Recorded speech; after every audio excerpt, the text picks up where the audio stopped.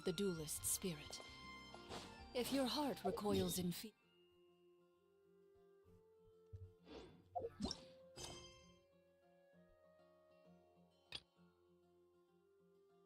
then you're...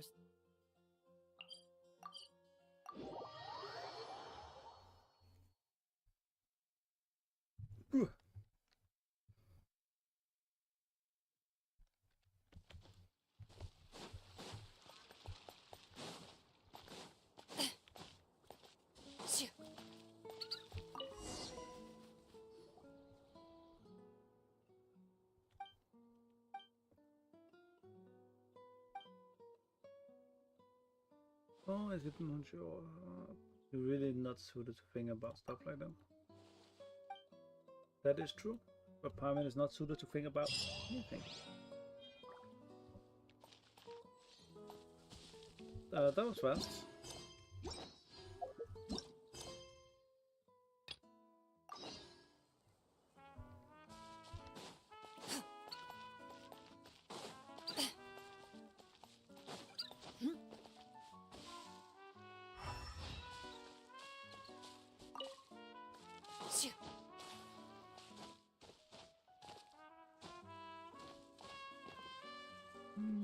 Where am I to find what I need? I don't think it's you, right? Nope. Yeah, just some random ass guy.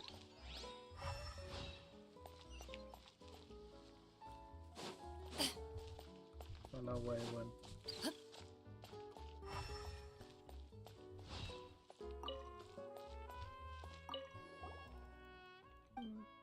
Okay, you explained the situation, okay. Okay. This was great. This was great. Disgraceful indeed. Whatever you say, man. Everyone hold hands! Rest and leave it!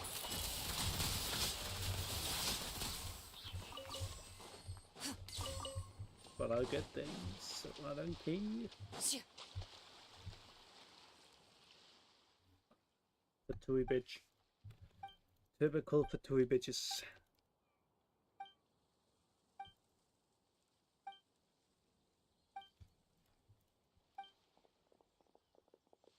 Hey you.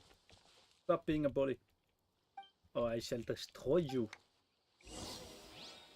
Pay your dues. No, you pay your dues. Allow me!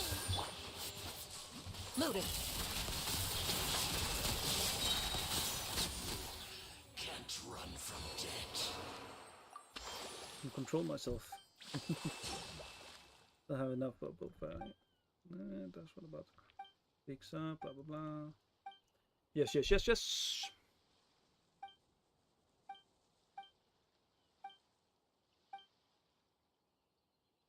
You're awfully quiet. What do you mean? I don't think I'm awfully quiet. Also, good day to you, Kim. I don't believe you.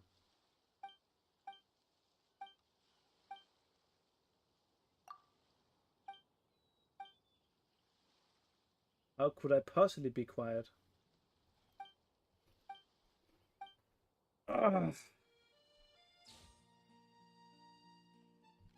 Seriously, where does check the lexicon? Blah blah blah. Parmin just being in it. And we'll see this. Yes. So probably sound on my PC, and yet it's a maximum. I can't hear you. That's weird. It shouldn't be like that. I mean, it seems fine on mine. Give me a second, and I'll check what is going on. I just mute the desktop audio, then I'll see if I can find anything. Because I don't think I'm quiet. I think it's just like normal.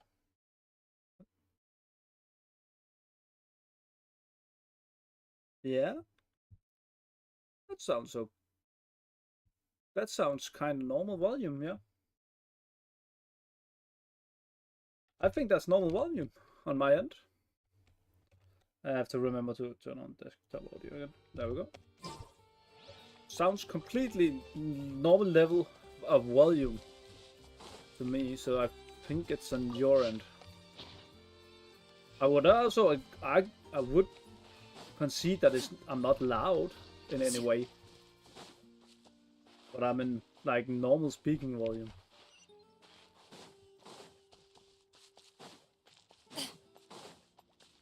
If I'm to be completely fair. But I don't know. I mean, my mic, it's even closer than normal, so I actually don't know what else I can do. Can I do anything?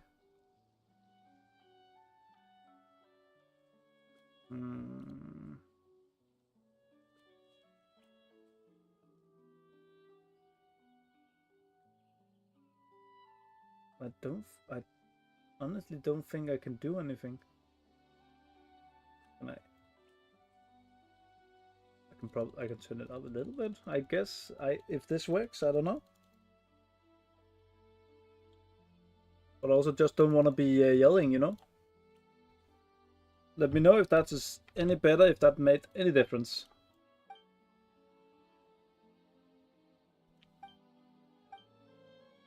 And if not, then I honestly don't know. Back again. Hey Andy, welcome back. How are you doing? Did you make any more pancakes? Any more crepes? Better. Just give me a second, and then maybe I can help it a little bit more. Then let's do this. See if this Mario Maker nice. How did it go? See if this isn't better for you, Kim, then. Since you're yelling back at me. I've never played Mario Maker. Is it fun? Is it good?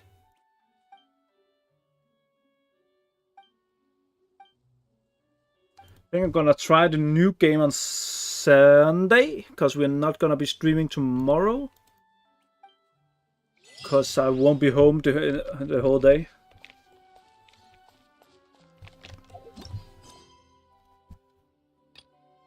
I won't be home.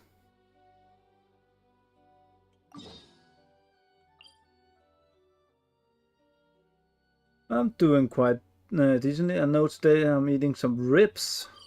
Nice. Are you barbecuing them, or are you slow cooking them, or just in the oven, or how are you gonna prepare the ribs? Hello, Mr. Leroy. Very lovely, you know, blah blah blah. Don't really care about you, Leroy. I'm gonna be honest here. You're an old ass man. Oh, then they don't seem to have a banner. Will you still come back? So, yep, blah blah blah, blah blah. Come, kind souls, thank you. Did we interrupt? No, the two aren't doing anything. Good.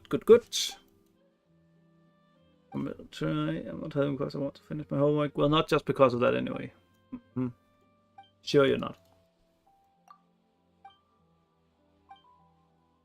Youngsters have much time that women spend freely. Then I guess it depends, really. I don't know.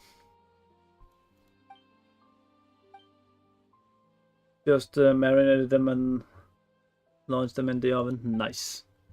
What did you marinate them in? Something good? Rest and rebuild.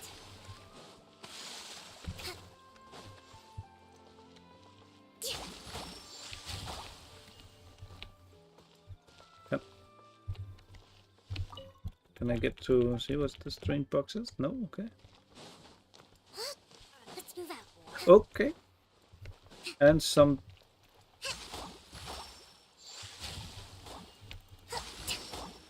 There we go. Done with the work. Oh, she fed the cat. Oh, she actually did something. Damn. And she looks dead. She looks like someone who has to do homework, man. God, I am fucking sad.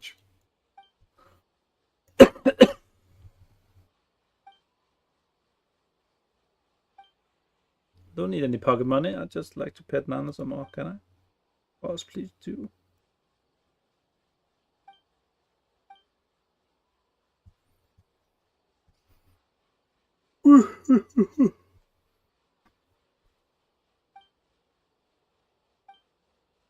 Well, he forgave her, blah blah blah. Something wonderful, of course. Blah, yeah. I just want the Primo Gem. That's the only reason I'm here. I'm gonna be honest.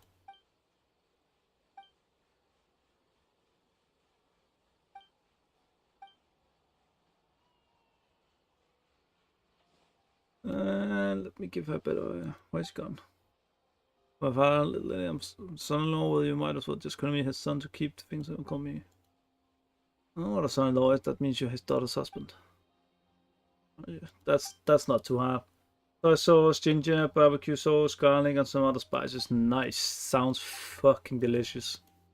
That sounds fucking good. And herbs. Of course. I made some schnitzel today. And some potatoes.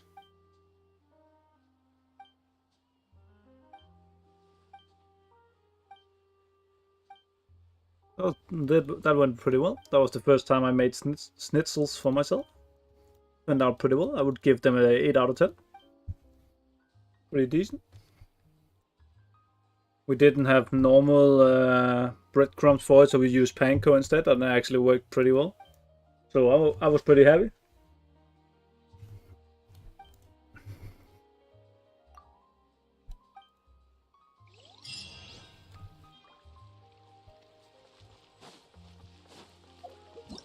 Done with that quest. How many more can we? Anxious man from Fontaine Sumero. So this is all Sumero quest. Oh, yeah.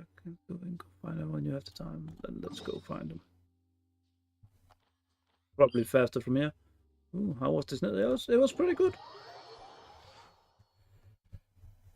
Use a little flour, then an egg wash, then in panko crumbs with some salt and pepper and a little bit of paprika, and fried it in a pan with some butter. And boiled some potatoes. Had a little bit of lemon juice and my schnitzel and some horseradish. It's pretty good. I was a little bit too lazy. I didn't want to make a sauce, so a little bit of lemon juice and some horseradish did the trick. That was pretty good. I ain't complaining at least.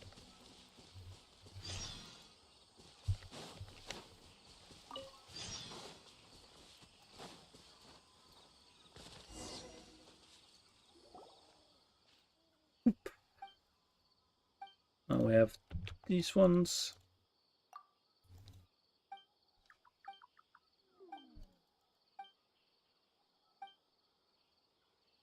Not so much when you could devour to solve, will probably not be the first to jump it down. Unfortunate there isn't.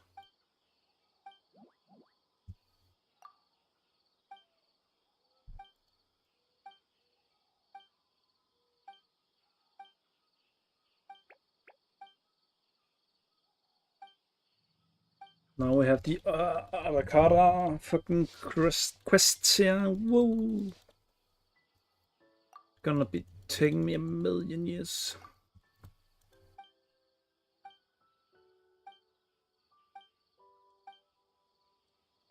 Need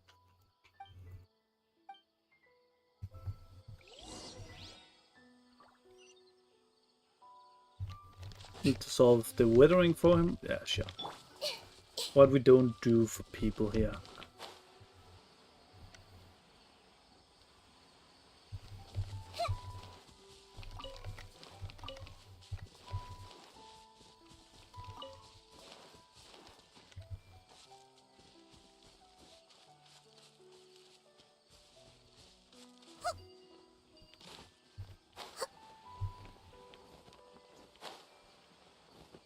Give me that.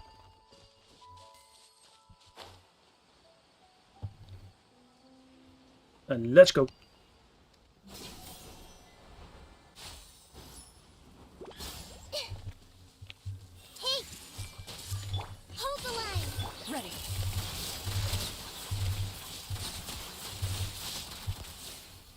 They did.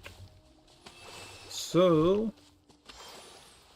where is the thingamajigger? Over there. Because of course it is.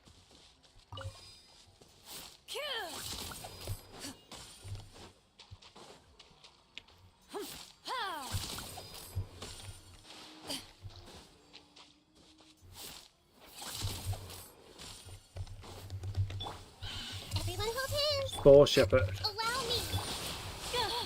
Time to How dare you? testify. How dare you touch Into me? the shadows.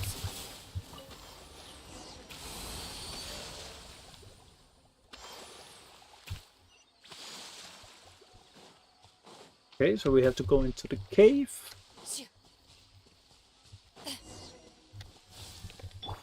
Ah, fucking abyss bitches.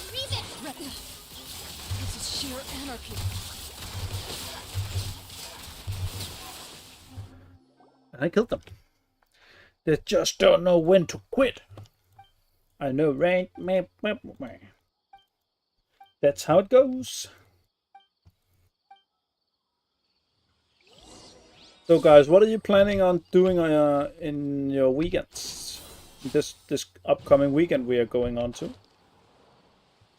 Because I'm gonna be playing board games the whole day tomorrow.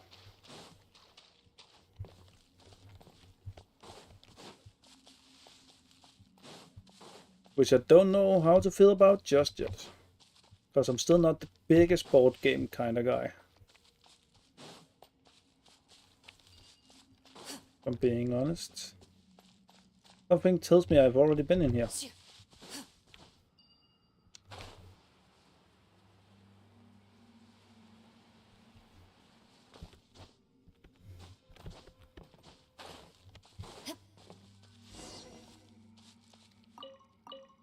Give me some weed.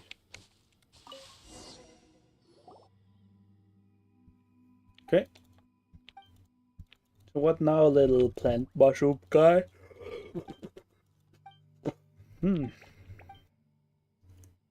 across it the day before yesterday and today. Okay. Day runs from the most recent daybreak to dark. Yesterday is the same cycle before that. Yesterday is the one before that, but not the best way to describe it, but you get it. Narame and Paimon, that's correct, but probably not the answer to the riddle. Let's look around. Okay. Nope. So you guys don't have any plans for the weekend?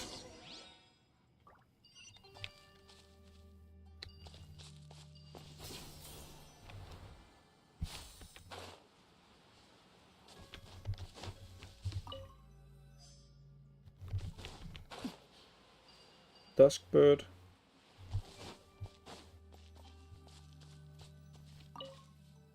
But what in the name of David Jones Logger is an... Well, I mean, it's kind of obvious, isn't it? The guy you're just looking at. It's actually his name.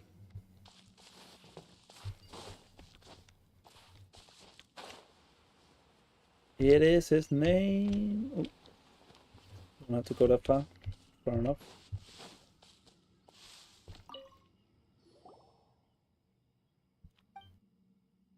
That one is Erican. He's an Arakara. There's these little forest people that not everybody can see, but children can. It's like fairies in a way. Kind of like fairies, I feel like. And now I need a bow wielder. Hand fucking tastic.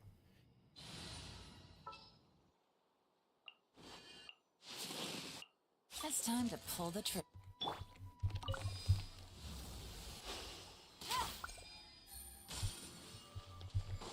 Aranara, so that's close enough. Close enough.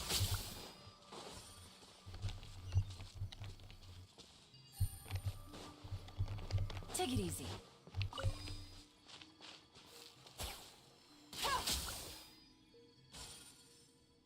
What was wrong? Okay.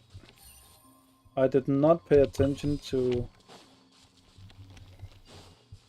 which way I was supposed to shoot them, but okay. That's my bad.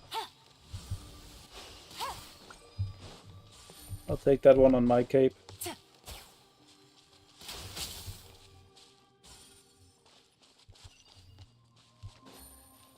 That was also not right. It's okay. Maybe I should read the clues again. Maybe that would actually help.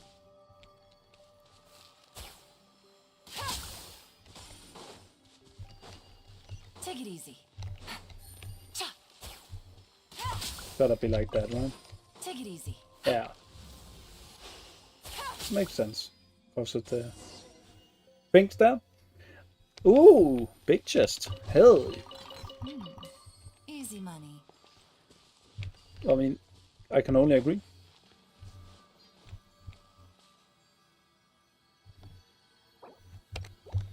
And I need to find my instrument and play some music.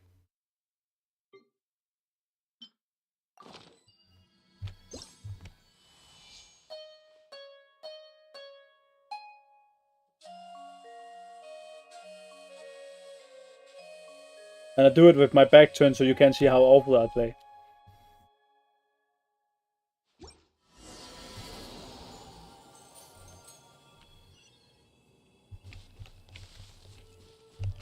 Wait, what? Okay. It's a little hard to find a solution to a place you can't get over. I gotta be honest.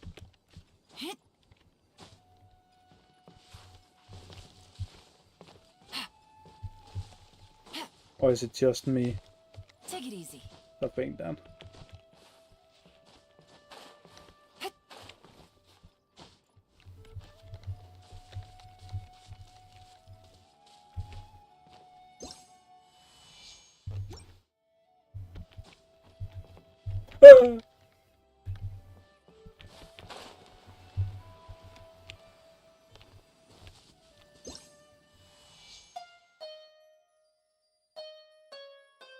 There we go.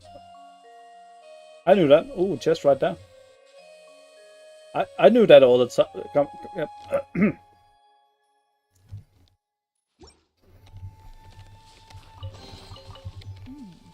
Easy money.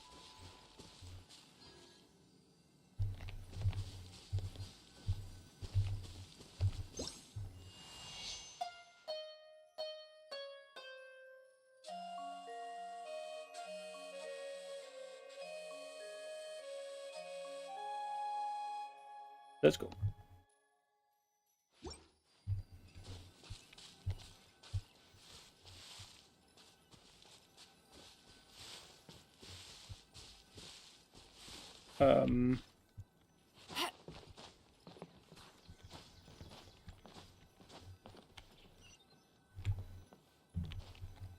Okay, so we actually haven't done salted yet. I suppose. Oh, that's because that was that one. Yes, of course. Transcribe, blah blah blah. Theory of practice enchanting the safety of chaos cause. Okay. That academic study? Yes. Crawling bugs? Yuck. None of us understand it. This has to ask someone I don't know who is. Or don't remember. Because it's been so long since I probably played through this.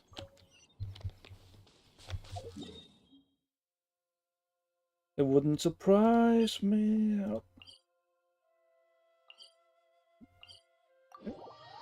Alright, we'll go up there. Take it easy.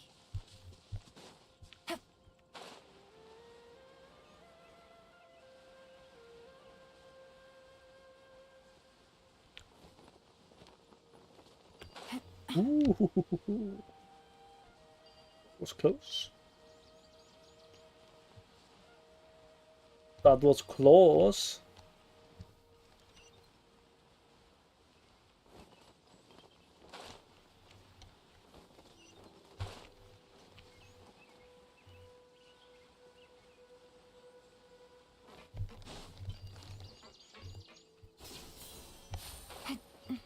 I have to remember how do you get in. This one again, is that also in the arm? Like the one in the desert we just been in?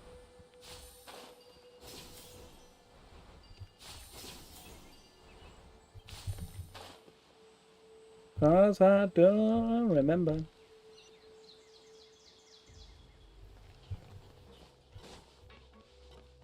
Yep.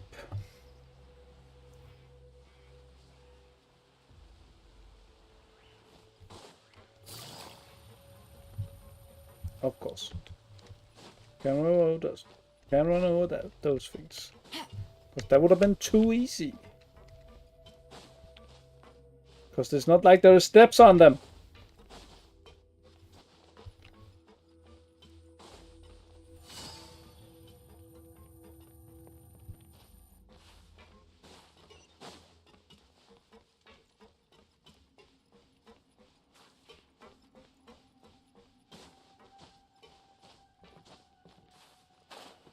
Close. But no cigar. Just like grapes.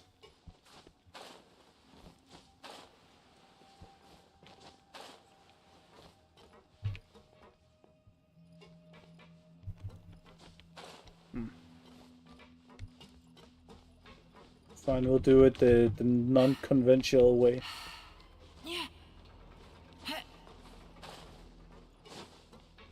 Easy. Just how the developers planned it. Most likely. Maybe. You better keep an eye on her. This win tomato doesn't mean Paimon won't hear everything. There's no secret between us. Person wearing the shoes will know. That sounds so harsh. Anyways, to bring you two here.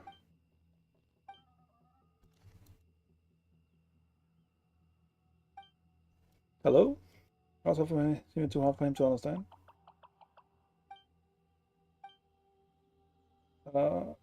Why did you shout out of nowhere like that?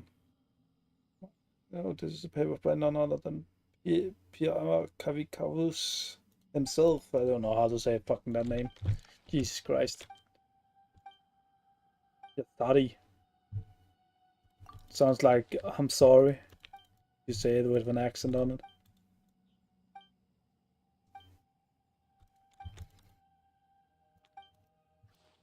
I've been following this person for very long.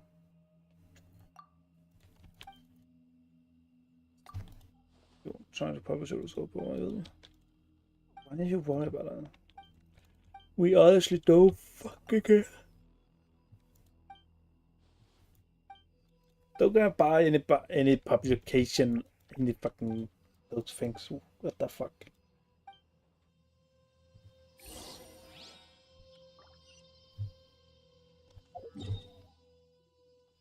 We are here to get the Primo Gems.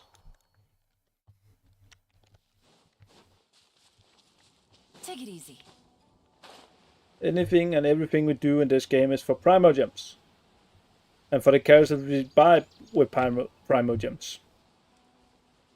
That's it.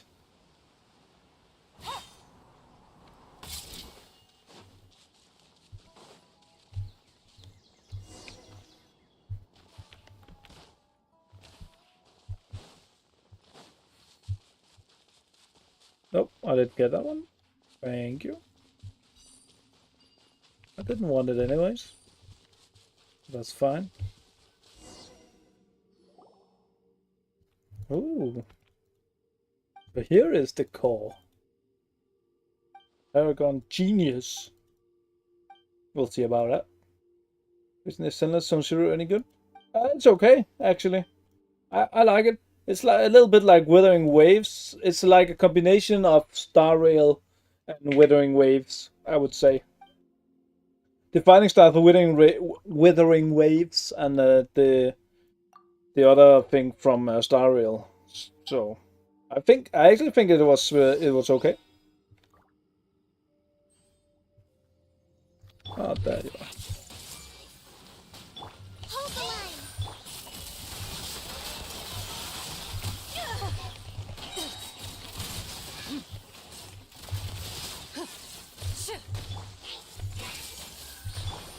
Game's up. Fun's over. Hunt them down. Loaded.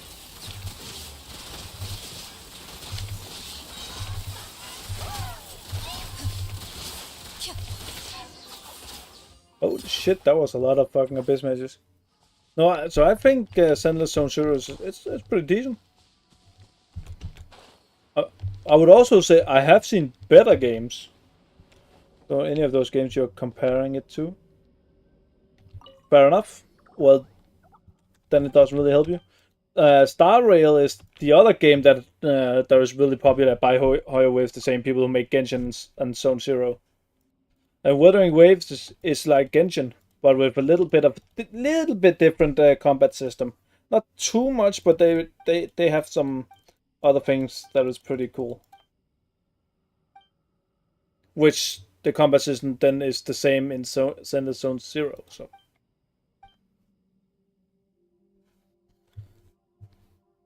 I would say it's fine. It's basically just a 7 out of 10 game.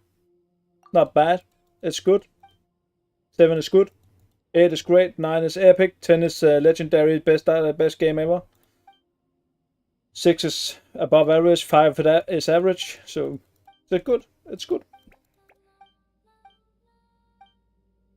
I was planning on playing it a little bit more as well, but the update that I needed to do for the game failed for some reason, and then I haven't really tried to do anything else with it after that, so it will have to wait.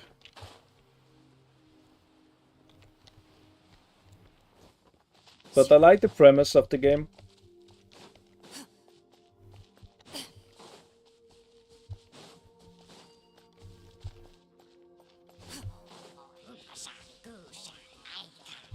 Wait, you didn't attack me? Okay. Well, can't remember. I've probably already been in here.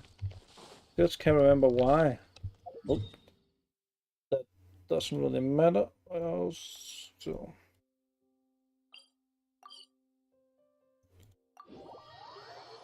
I mean, and it won't hurt you to give it a shot. It's free to play. Give it 2-3 hours and see how you like it, and then make your conclusion.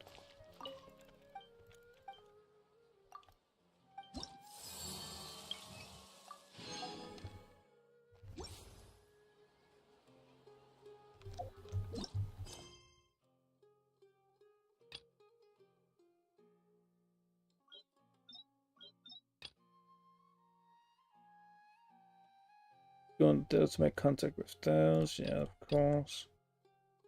There's not in front of get ruined. My seems to be trouble with something.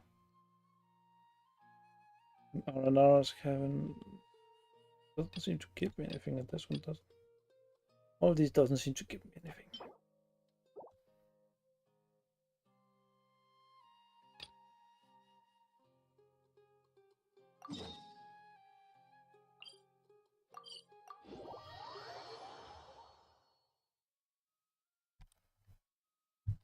And also, Andy, maybe you can wait for me to try and stream it, and I might try and stream it on Monday if I could get the game to corroborate with me. Then we'll see, and then I can show you the game. See if it's something for you. How about that? How about it?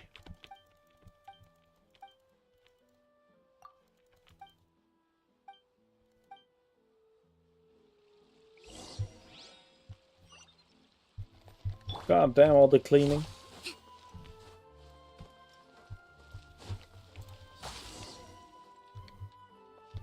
What am I now? A fucking cleaning lady? Let's move out. Let the cat. Nice. Let's see, Mr. Leroy. Yep.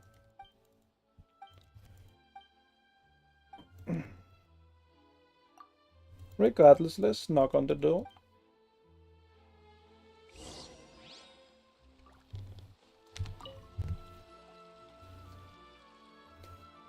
Because I probably won't be streaming Genshin on Tuesday either, because I'm gonna wait till Wednesday when the new patch hits. And then we're gonna play the shit out of Genshin that day. Just play the whole entire day. The whole entire day. Hope I am fully charged up over here. It's nice. You again, what in the world do you want? Hey, could you be a little more nice, you rude person? What the fuck? Blonde ass bitch. How dare you? Wait, what is it? Real? Of course he is. Very real, in fact. I will think of something though. There's no need for you or anyone else for the matter to worry. Nothing, just a few kids saying they want to see Dan. You get along with all of them, don't you, Dan? Why don't you just say hello to them? You're in charge. Haha, see?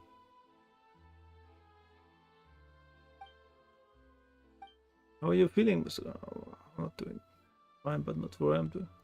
Rest up. They're not taking very good care of me, so all is well. Just run along home if you would. There's too much. You should go back inside.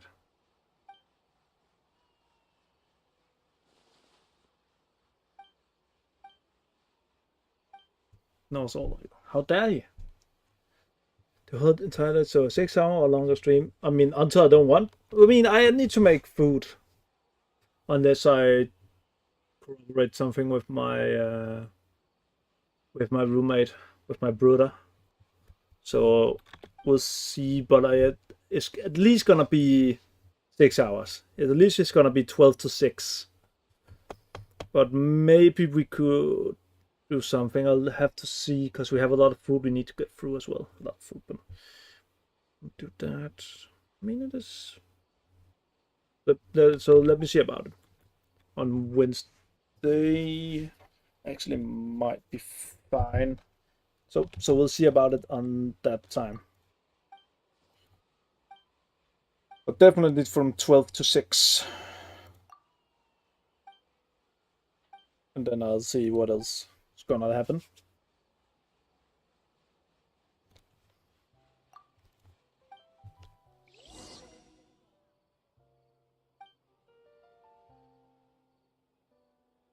About a couple.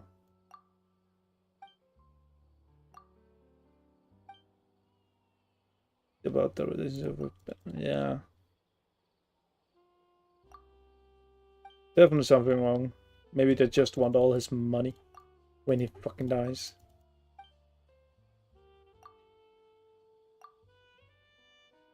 We got no evidence. What is let's do some investigating. Then fight a couple. Under guard.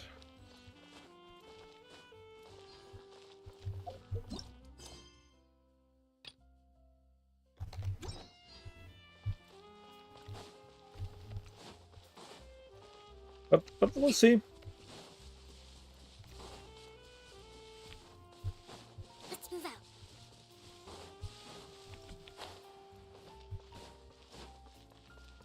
That's something I have to coordinate with someone else, though. So I sadly can't just decide how long I'm gonna stream on my own. To a certain degree, though. Let's move out.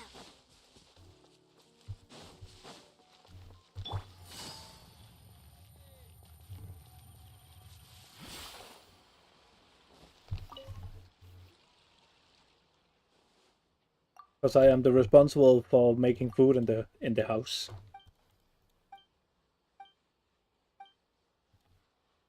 Lead them with us. Didn't originally either. Although that's why his old place over in the didn't know he'd moved here from down there. Are you really his friend? No need to explain. I don't care with what your relationship. Blah blah blah blah blah blah.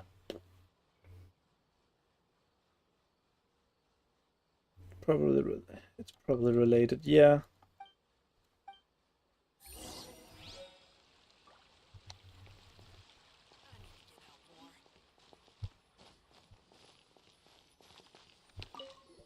The strange boxes. I knew there was something about them. Fire, saw, candle, and rope. Okay. Strange traces.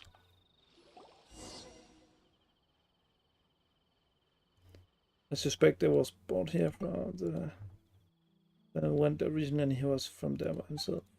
Yep. Let's go then.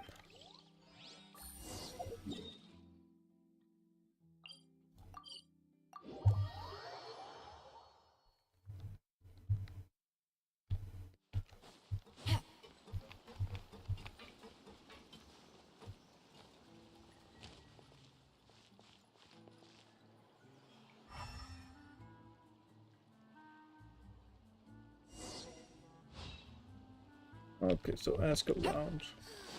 People here. Tell me about blah blah blah. Nope. Adventuring underground is It way is more eh? fun than I thought. Can you tell me about someone? Please.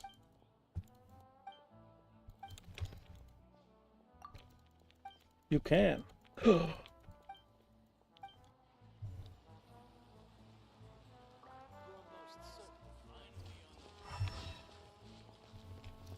Not grass. Hello, my friend. Can you help me? Stole all kind of stuff. It's a bit complicated. Oh wait, done something wrong. I have the right to remain silent. I get. I want to ask more questions. Well, not like he made it on this question. Come to the right fella. Let me tell you. Okay.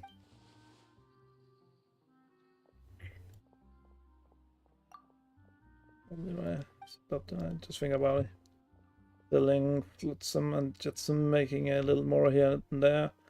Got rich enough to move up to the service so fast than others, but was poor pretty little thing forced her to marry some rich old coot. But kicked the burger after just a few years, leaving his house to her. It's been all in all a pretty quick way to win a life up there, if you catch my drift. Get up to the radio night. I mean, let's press him further. Yes. I knew Snodgrass would give me all the stuff I needed. Continue. Please. No comments. Perhaps. Meaning you all again down here in the Florida. Goodbye, cover. Let's go then. Snodgrass, how much did this parent hate that guy? I think Snodgrass is the last name. That's usually a last name, Andy. It's not usually a first name. Take it easy.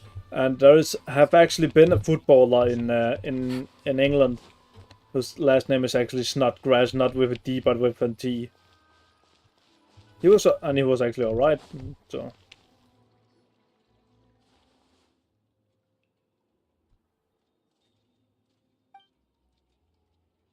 Yeah.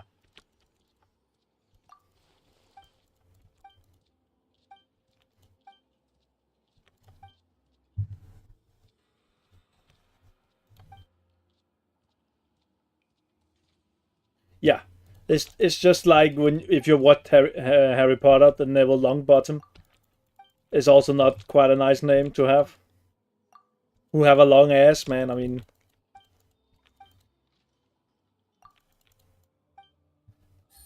that would be kind of the same thing.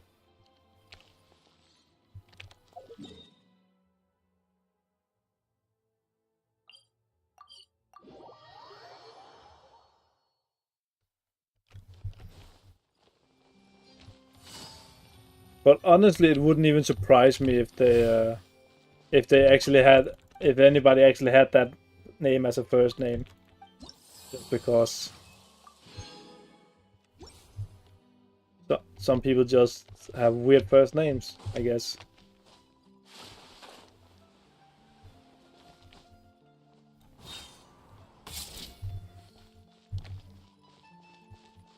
Take it easy.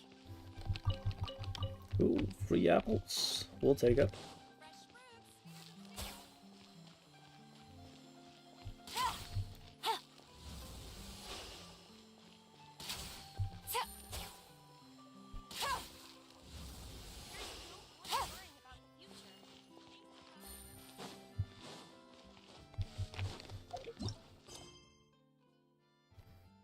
But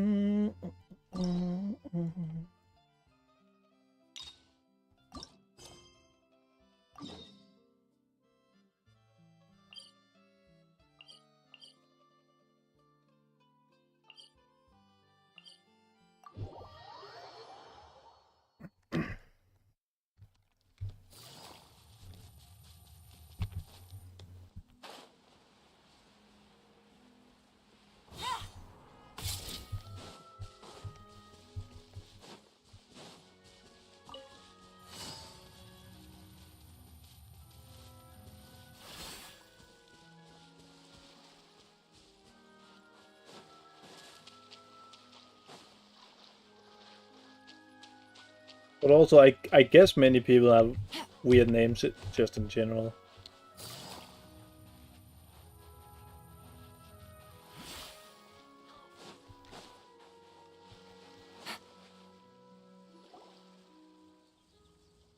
Whoa, they really have thought of everything. Even the Fatometer is here and ready to go for us. The Fatometer. It's a card that's used to determine action success or failure. We'll need to use it when we try to use certain skills.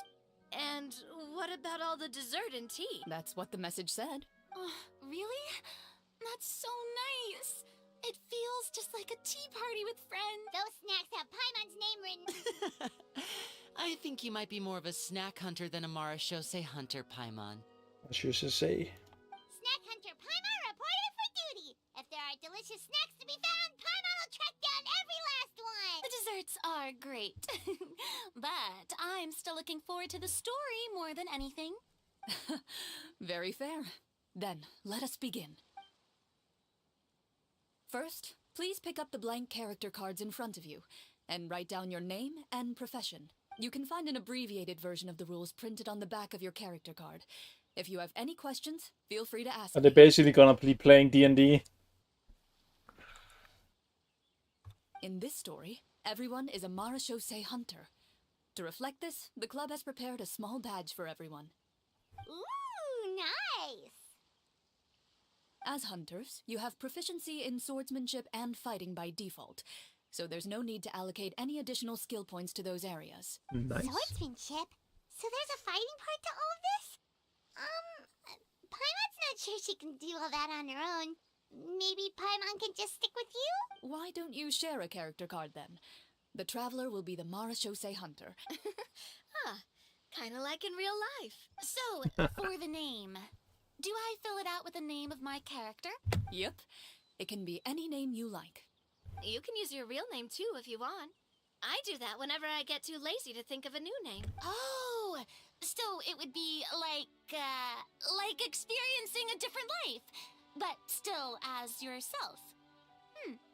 That's not a bad idea. Simple, simplified. Let's go. Yes. In that case, I have I D&D think I'll on continue to Tuesdays. use the name Linny then. Next up is the skill sheet. You have a limited amount of skill points that you can use to learn a number of skills. The more points you invest in a particular skill, the easier it will be to pass associated checks. Yeah, it's fucking D&D. I'll take Persuasion and persuasion investigation. and investigation. Those are must-haves when it comes to missions like these. Oh, those skills sound like they'd be useful for gathering intelligence. Good idea, Navia. Just as expected of a veteran player. So, should we also take those skills then? Not necessarily. Since we're working together as a team, we could leave the negotiations to Navia and use our skill points to pick up other useful skills. Roo. For example, I think I'll take stealth and sleight of hand. That will give us more options if we run into any situations we can't negotiate our way out of. Oh, interesting. I wasn't thinking about it like that. I suppose it's not so different from an acting troupe. Everyone has their own role to play. Let me see. I'll take arts and performance. I'm not quite sure what use they'll be, but I'm not as knowledgeable about the other skills, and I'm not too confident I'd be able to roleplay them well. Well, that leaves us. What do you want to learn, Traveler? Oh, something Insight. that'll help you get a read on other people's thoughts. Sounds useful. And cooking. Gotta say, this suits you really Are you sure you want to learn these 2 skills? Yep, I'm sure. Let's see. Oh, looks like you each have enough points to choose one final skill. You've all picked such classic skills. It's fine to go a little bit out of the box, you know. Why do I get the feeling she's getting ready to cause trouble? For example, this one here. Summon. Doesn't it sound super mysterious and cool? Oh, I saw that one just now Oh, as don't well. show this to my The description GM. says, He's gonna be. He "This would hate it. skill can He would be hate used it. under certain circumstances to summon characters or creatures that fit the script's world-building rules." The script's world-building rules, huh? But how are we supposed to know what a Marashose hunter can summon? Oh, that's True. not for us to worry about, my friend. Just learn the skills that interest you, and the GM will take care of the rest. That's how he feels every time. I can't wait to see Oh, what that's how Genshin he shows us. feels every time. Oh, oh, oh, that's how my GM feels every fucking time. Oh, that's so good. Well, now that everyone's more or less finished creating their characters, Oh, we can begin. Since 2 of our players are doing this for the first time, though, let me ask, would you like to play on easy mode or authentic mode? What's the difference between the 2? Well, in role-playing games, the story sometimes changes based on the decisions of the players and the results of the Fatometer. For example, if you fail a check, that means you cannot use the target skill in that scenario. A critical failure may even result in further negative consequences. If you choose to play in authentic mode, every time you elect to use a skill, you'll need to use the Fatometer to see whether you succeed or fail, and face any consequences that may follow. If you choose easy mode instead, every check will be successful by default, and you won't have to worry about luck playing a factor. Wolf was Barbarian, who was the front legs for Centagon, which in the past combined together using the puzzle woodwork. Nice. My character right now is a Haragon. Haragon Scout. Because they just updated the normal handbook, so now you can have muskets. So mine is a scout for the army, using muskets and pistols.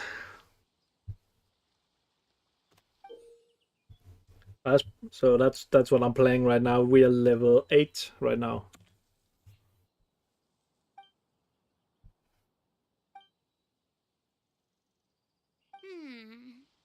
Given that I'd like to focus on the story, I suppose I should pick easy mode.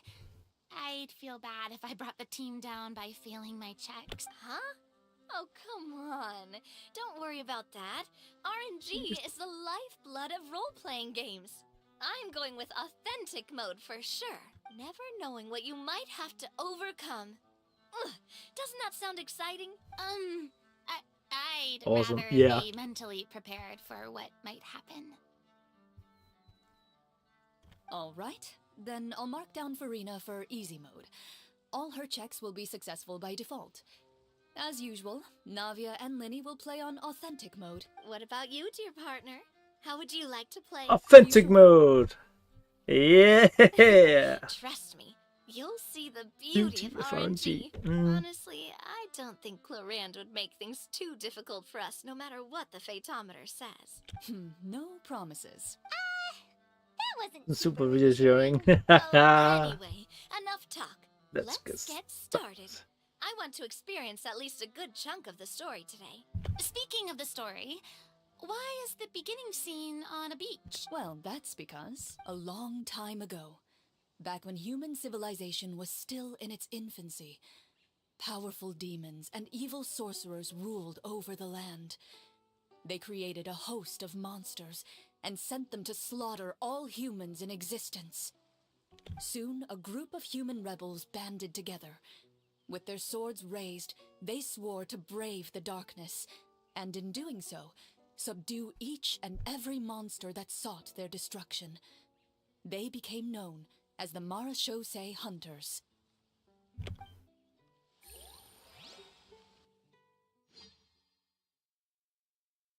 Hell yeah.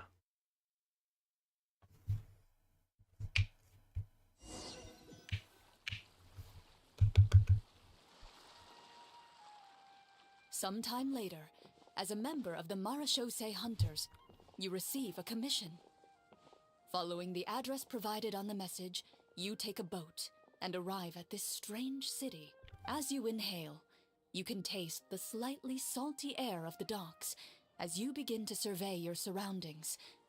There aren't many people in the vicinity, but you do take note of a few others who, like you, seem to be sizing up this place. Can I just say that I really like this art style for Clorin, and in general, this looks hella nice. I like the little muted colors, but not too much. Oh, that looks fucking awesome. That actually Your looks eyes awesome. meet, and you realize these people are fellow Marashose hunters, likely led to this location after receiving the same commission as you. Can I pause it? Okay. I cannot. I have to find it here. That no, I cannot do that either. Okay, nice. Thank you, Kim. You're all Marashose hunters too. Oh right? yes, actually, Allow it me actually to looks really introduce good. myself.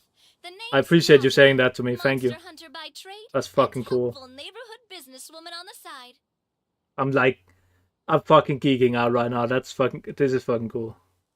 What say you to traveling together? We can help each other out on the road. Okay, count me in. My name is Linny.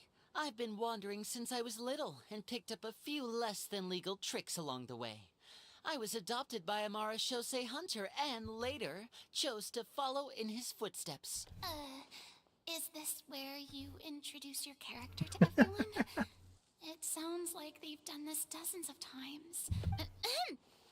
Cause she's a My bard. name is Farina, and, I grew up in a noble family. I always had a strong interest in performance and the arts. Even though Okay, I'm nice. a Marashose hunter, Nice. what I really want is to be a performing artiste. Hey, that's really cool. You can do it, Farina. That's exactly how it's done. Paimon is Paimon, a good friend and companion to this Marashose hunter right here. I've been studying the culinary arts since I was a child. I hope my delicious food can help boost people's spirits.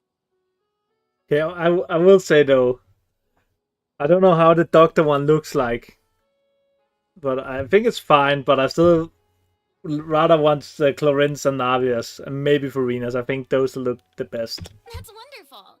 I'll be looking forward to your cooking during our adventures together.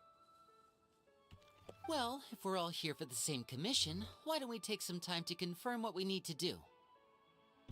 You open your envelopes at the same time. The message reads, I took the doctor one. Can you send me in Discord? You can look up. Yeah, I'll just look it up.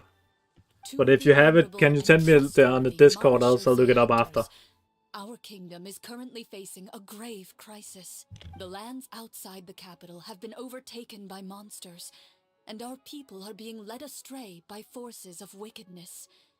We beseech you, please help us resolve Thank this you, Kim. crisis and return peace and stability to our home." Huh. The layout of this city looks super familiar. It kind of reminds Paimon of Mondstadt. Mondstadt. The scriptwriter must have used a real-world city as a reference when coming up with the map. As experienced hunters, the layout of the city reminds you of places once traveled. You recall the sight of tree-lined streets and the gentle tranquility of days gone by. Yet, as you regard the city in front of you, it appears to be little more than an empty shell.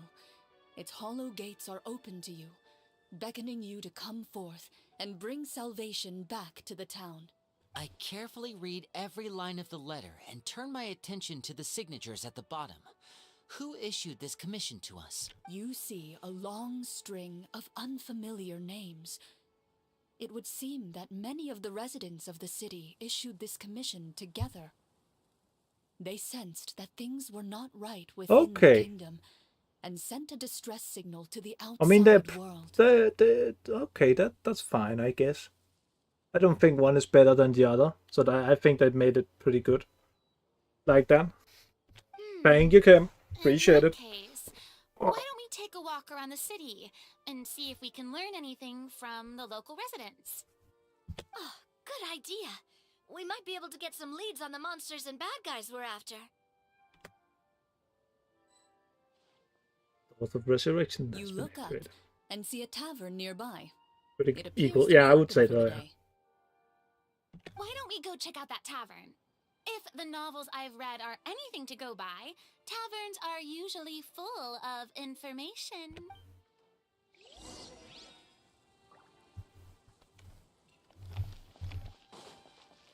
As you approach the tavern, you find a plainly dressed woman standing nearby. She appears to be rather troubled about something.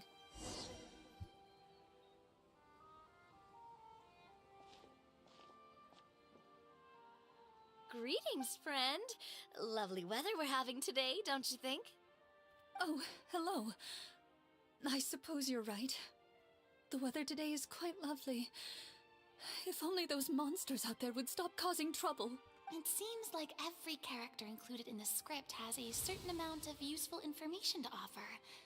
If we keep asking questions, we might be able to get some good leads. Oh, come now, don't be sad. Life is all about optimism. Oh, that reminds me. What did you have for breakfast this morning? Huh? I don't think that's the kind of question we're supposed to ask. Nothing turns a frown upside down like good food. How about some macarons? I could make you some. You didn't even take cooking as one of your skill proficiencies. That's not necessary, miss. Excuse me for saying this, but you don't really look like a chef. Besides, I'm not really a fan of sweets. So you're someone who barely smiles and doesn't like sweets. You're really starting to remind me of this one friend of mine. Hey! Did she just... me? Chlorian must have broke character for a second. This isn't getting us anywhere. Traveler, maybe you can think of something.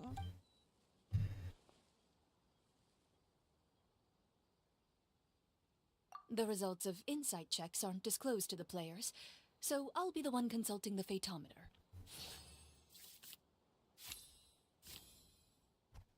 Let's go. You recall all the lessons you've learned in your time and begin to carefully observe the woman's mannerisms.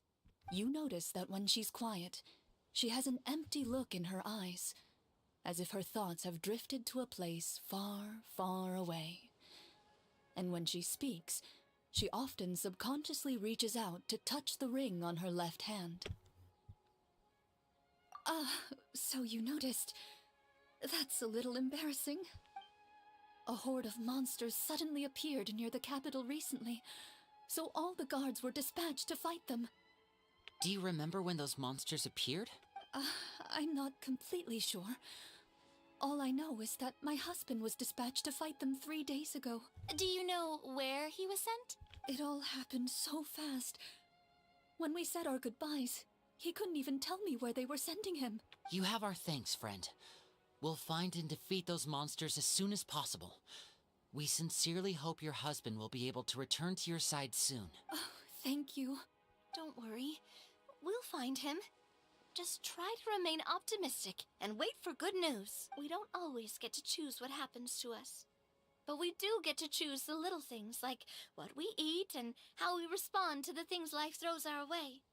I hope that one day, you too will recognize the power of something as small and inconsequential as a delicious dessert. I'll do my best. You bid farewell to the woman and continue your journey further into the city.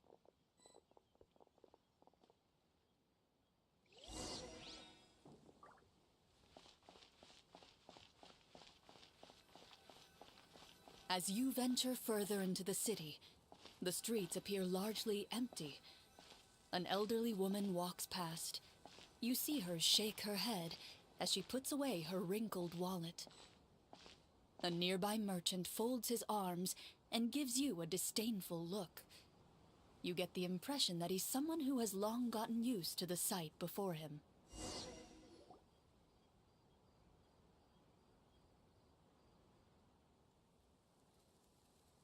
Although he doesn't seem very friendly, merchants are usually a good source of information, right? Pardon me, sir. I'd like to ask a question if I may. That depends. How much are you willing to pay?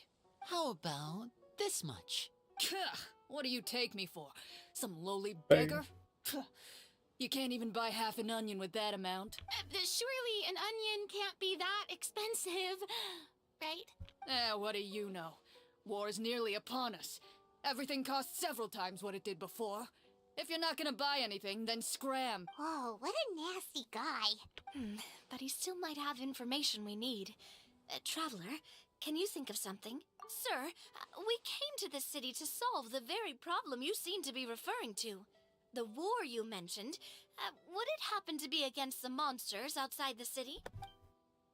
If you happen to be well informed and know a thing or two about what's going on, we'd appreciate it if you could share that information with us.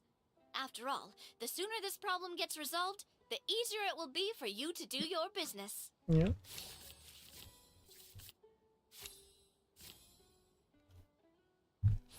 Hell yeah. Well, things are basically as you said, young lady. Those monsters are camped outside the city, and they've been destroying all our trade routes. We have limited reserves within the city, so if this continues, we're all gonna be in big trouble. Wait, you're saying no one has put a plan in place to distribute supplies or maintain order? We could all starve, and those nobles in the palace wouldn't even break a sweat. Who knows? Maybe they've been in cahoots with the monsters all along. That is concerning. All right. That's all the information you need, right? Off with you now. I've still got business to do. You know, if you smiled a little more, you'd definitely get more business. And I bet that would make your life just a little bit sweeter. I'm not saying it's guaranteed to work. It's just a tip. Nah, but you're really that person. Should we try to go somewhere with more people? Oh, how about the city square? Follow me. Before you lies the city's central square. You see a man with a slightly anxious look on his face, pacing back and forth, his head hanging low. He doesn't seem to notice your approach. Still immersed in his own thoughts, he shakes his head and lets out a long sigh. This guy seems promising enough. Maybe I can get some information out of him. Hello, sir. Is there anything I can do to help you? Oh, wait, you're... Oh, dear goodness! You're a Marashose hunter! You recognize us? Ah, are you one of the people who wrote the commission letter? Yes! Oh, I didn't expect you to actually come! Oh, what great news! The city is saved! What happened here? Alas, we once lived comfortable, carefree lives. This city used to be free of monsters. The first Marashose hunter, Casiodor, the Golden Hunter, he was the one who drove them back. However, monsters have once again surrounded the city. Perhaps the seal that kept them at bay has lost its power. Or perhaps an evil sorcerer has been meddling in our affairs. All I know for sure is that their return has stripped the city of any chance at peace. Are there not enough soldiers to drive them out? It's not a question of numbers. The guards simply have no idea how to deal with them. Most people my age have never even seen one of the monsters, much less been trained to fight against them. What's worse, many of us don't even know the history of the Marashose hunters anymore. When I was a child, though, my grandfather would tell me stories about how the Marashose hunters drove back the monsters. So, on the off chance that something might come of it, I decided to reach out to you. To be perfectly honest, I was starting to think all those stories were just tall tales. But now that I've seen you in person, I finally know that it was true. Well, you can rest easy, friend. The righteous and formidable Marchose hunters are on the case. The man is touched by your determination and resolve. His eyes begin to well with tears of relief. Still, if we are going to hunt the monsters, we need to know where to find them. Can you give us any leads? All I know is that the area outside the city is dangerous. I'm afraid I can't point you toward a specific location. Oh, although, if you leave the capital through the main gate and follow the road, you should run into a group of guards. They might know more about where to find the monsters. I see. We'll go look for them then. All right, be careful. Oh, and one last thing. The monsters outside the city are just part of the problem. There are evil sorcerers inside the city as well, so be on your guard. They're actively working with the monsters, and have corrupted the court ministers with malicious magic.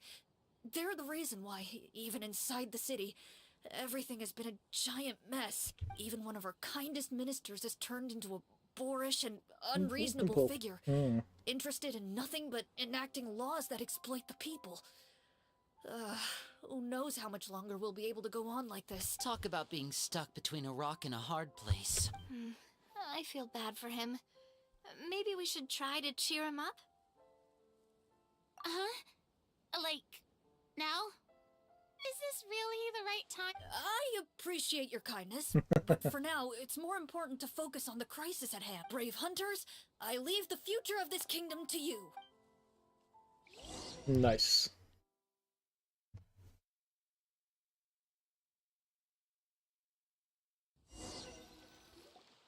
If I understood correctly, there are currently 2 problems in the kingdom that need solving, right? Exactly. We need to defeat the monsters outside the city and take down the evil sorcerer stirring up trouble from within. But which problem should we tackle first? Well, this seems like a good moment for a break. Take some time and discuss what you want to do. Let me know when you've made your decision. I really didn't expect the people in the city to keep us at arm's length like that. I totally thought the hunters would be treated like heroes. Well, Clarence said the script took cues from the real history of Fontaine, right? Maybe the real-life Marchose hunters were also treated like that. I wouldn't say it's a perfect representation of history, but there are definitely some similarities.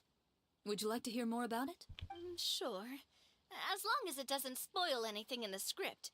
You've brought up bits and pieces of the hunter's history before, but it was all in passing. Paimon wants to know too.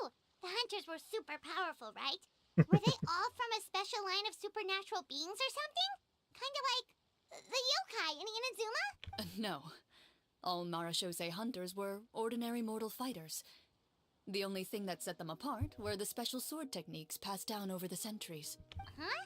So you mean anyone could become a Marachose hunter? In theory, yes. All you would need to do is survive the rigorous training and master the swordsmanship techniques required to fight the monsters. Still, most people dropped out at the early stages, and others called it quits the minute they saw a monster in person. To become a hunter, you must be strong in both body and mind. What kind of monsters did the hunters fight exactly? Oh, and the evil sorcerer the script mentions. Did they exist in real life too? The land of Fontaine once played host to an ancient dynasty known as Remuria. After that dynasty fell, monsters began to appear, intent on obstructing humans from establishing a new social order. Well, One of the ancient sorcerers of Remuria used his power to assemble a formidable army of golems. He sought to use that force to establish himself as king. Now, wait a second. Don't tell me that guy was the inspiration for the evil sorcerer in the script. We still haven't found any in-game information on him yet. So, why don't you talk about someone else for... Well, I wasn't planning on going into anything you might be able to find out in the game. But if you want me to talk about something else, then... How about Casiodor, the Golden Hunter? Or Egeria, the ex-Hydro Archon? Wait, but those people are all from a super long time ago. Where did you learn all this, Claran? From my master. Huh. By master, you mean Miss Petronia? Is someone you know? Absolutely. Miss Petronia and my father were good friends. Back in the day, she would often bring Clorand over to play, but... Let's not get off topic. Anyway, back to what I was saying.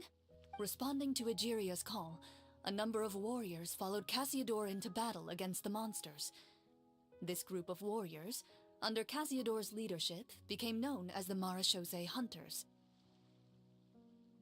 Yet, as Fontaine entered an era of peace, their work gradually became obsolete. The Marachose Phantom, originally an association made up of hunters, eventually came to be predominantly comprised of Melusines. Ah, I see. Yeah, that's true. That explains why most of the people in the script have forgotten the hunters or think of them as nothing more than a legend. Is that really a bad thing, though? It can get tough always being the one shouldering everyone's expectation. Depends on who you ask, I suppose. If the name of the organization no longer commands respect, investigative work is bound to suffer. Speaking of investigations, which problem should we tackle first? Monsters or evil sorcerer? I vote monsters. That's the main duty of the hunters, right? We can come back to the sorcerer later. Well said, Miss Farina. Plus, if the sorcerers really are the masterminds behind this whole thing, defeating the monsters could give us some clues on their intentions as well. What about you, partner? What do you think? Yeah, I think the sorcerer problem seems more. But I mean, you're not wrong. But those Well, evil sorcerer, characters are yeah. usually the Yeah, I ones would also pulling the do that. strings behind the scenes. More often than not, they're very formidable opponents. Going after them now might be jumping the gun a little bit. I don't think we can make them a friend, You don't but want a total party kill on the first day, right? With Clorand as the GM, I wouldn't rule out the possibility. Then it's settled. Let's go hunt some monsters. All right. After some discussion, you decide to turn around and head out of the city.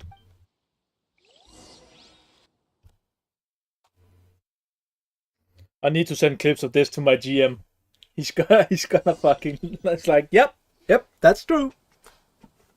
Exactly like in my sessions. Let's take a look around, like that guy said. You there, outsiders, halt! Who's there? An armored man approaches you. He has a tall, muscular build and a determined expression in his eyes. Just one look, and you can tell he's fought in his fair share of battles. Although he's trying his best to conceal his current state, his uneven gait and the sweat dripping down his forehead make it obvious that he's been wounded and is in serious pain. I'm the captain of the guard. I saw you sneaking around the city earlier, so I'll only ask this once. State your purpose, or it's off to the dungeons for the lot of you. Wow, it's been a while since someone's been this suspicious of us. I said talk, not whisper between yourselves. Have you ever heard of the Marachose Hunters? Marachose hunters? Ha! That fairy tale, you mean? What, do you expect me to believe you're one of them?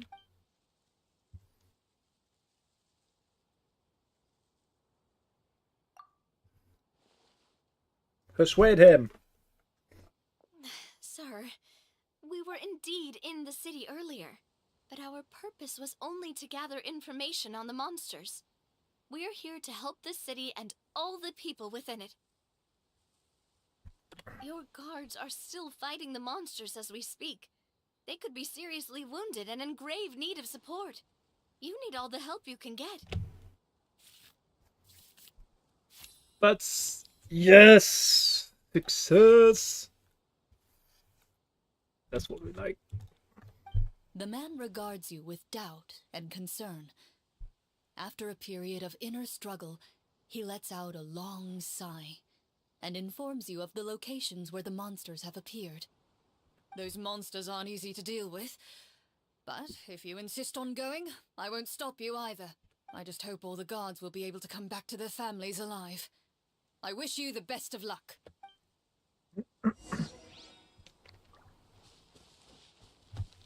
Based on what the captain said, the monster should be right up ahead. Let's go. Hopefully we're not too late. As you approach the battlefield, you see numerous people lying by the side of the road. They appear to be dressed like guards. Their faces are filled with desperation and terror. Some are Don't know, screaming man. and cursing in vain, as if still trying to banish the monstrosities they saw from their minds. I have no idea, actually. A few of the wounded look up at you in shock and disbelief. Quick, leave this place. Turn around and don't look back, they yell.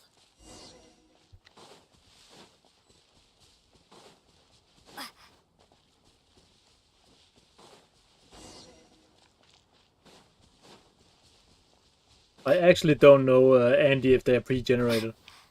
But I kind of like it. That the GM actually decides to just picks a random card for you. And then sees what This happens. is the place he mentioned, right? You see broken iron swords scattered all around you, and downed trees riddled with terrifying claw marks. All the signs point to one thing. A truly devastating battle just took place here. Be on your guard, everyone. The monsters might still be around. Before you can finish your sentence, you hear rustling sounds from the surrounding bushes. The monsters have emerged. I knew it was gonna be the wolves. They close in on you without fear. You get the impression that, in their bloodthirsty eyes, you're just another meal for them to devour. A little help here! Your battle round begins now.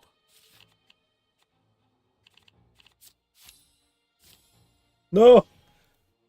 No! I failed! Oh, so I don't think they're pre... Maybe the one in the story. Unchanged. Drop! Crumble apart! Shower me with praise. Time to shine. Feeling lucky? Attack! That's the way. The next battle round begins now. Feeling lucky? The monsters Look let very out a terrifying recruitable, roar of lie. anger and resentment before dissipating into thin air. Ugh, thank goodness it's over. We're lucky the Marashose Hunter class came with all those preset skill points. Otherwise, we would have been in some real trouble. I never knew the Fatometer even determines the amount of damage you inflict. If you get unlucky, isn't it just game over right then and there? That's part of the fun. The uncertainty of fate is what gives these games their appeal. Just as you begin to celebrate your victory, a suspicious lump on the ground catches your attention. A suspicious lump. Wait, could it be the thing that appears after every battle? I walk up to it, crouch down, and begin to carefully examine it. I've still got my right glove on, so it should be fine for me to touch it, right? As you investigate the mound, you discover that the exposed portion appears to be made of wood. It was previously obscured by the large form of the monsters. With the monsters gone, the small protrusion now awaits your discovery, poking out of the ground like a shy flower bud. Whoa, it's a treasure chest!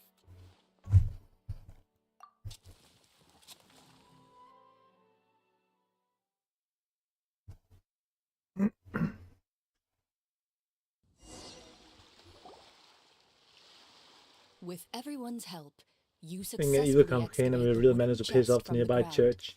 Oh, but evil campaigns are so hard to do right. It's so hard to do an evil campaign. We tried that once. It didn't go well. It was a little bit of a failure. So it is really hard to do evil campaigns. Even without opening it, you can tell from the mora and jewels scattered around the chest that it must contain quite the fortune.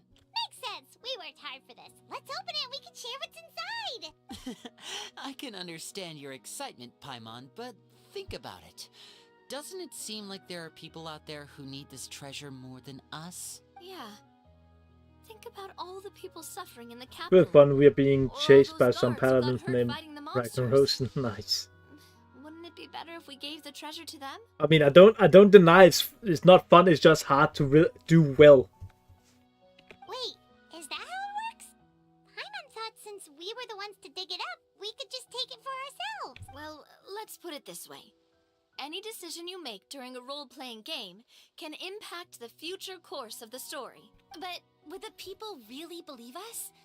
It's hard enough for us to prove we're Marcia Say hunters. What if they think we procured the treasure illegally? They might get even more suspicious of us. That's definitely something we should consider. Maybe we can come up with an explanation in advance. Well, if donating it could cause that much trouble, why don't we use it to buy some gear and fill up on good food? Then we'll be ready to fight even more bad guys. Looks like you're facing a difficult choice once again. It's not that difficult. So. Well, it's getting late. Why don't we call it a day for now? Wow, where did the time go? I'm not sure if it's because I'm having so much fun with you all or because the story is particularly enticing, but I feel like I could almost keep going. Here, here. Ooh, how about we play through the night? I'm not sure I'll have enough energy for that. Yeah, that won't work for me either. Lynette will give me an earful if I get home too late. I understand how you feel, Navia, but we have to change venues for the next part of the story anyway. Huh? Another location? Mm-hmm. There's a special note for the GM at the end of this section that says to proceed to an indoor set for the next part of the script. Whoa, they really pulled out all the stops for this new script. Well, even if we end the game for the day, we can still stay a little longer and hear Cloran finish her story, right? Paimon wants to hear more about the history of the hunters. Something tells me you just want to finish the free desserts before we break for the day. True. That's just Fucking true. okay? Besides, Fucking the Paimon not finishing true. free food feels even worse than having to buy her own. Fucking true. And anyway, Paimon really does want to hear more about Cloran's master. Well,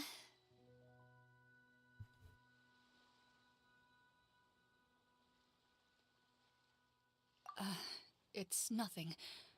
I appreciate the concern, but it's all in the past. It won't do any harm to share these things now.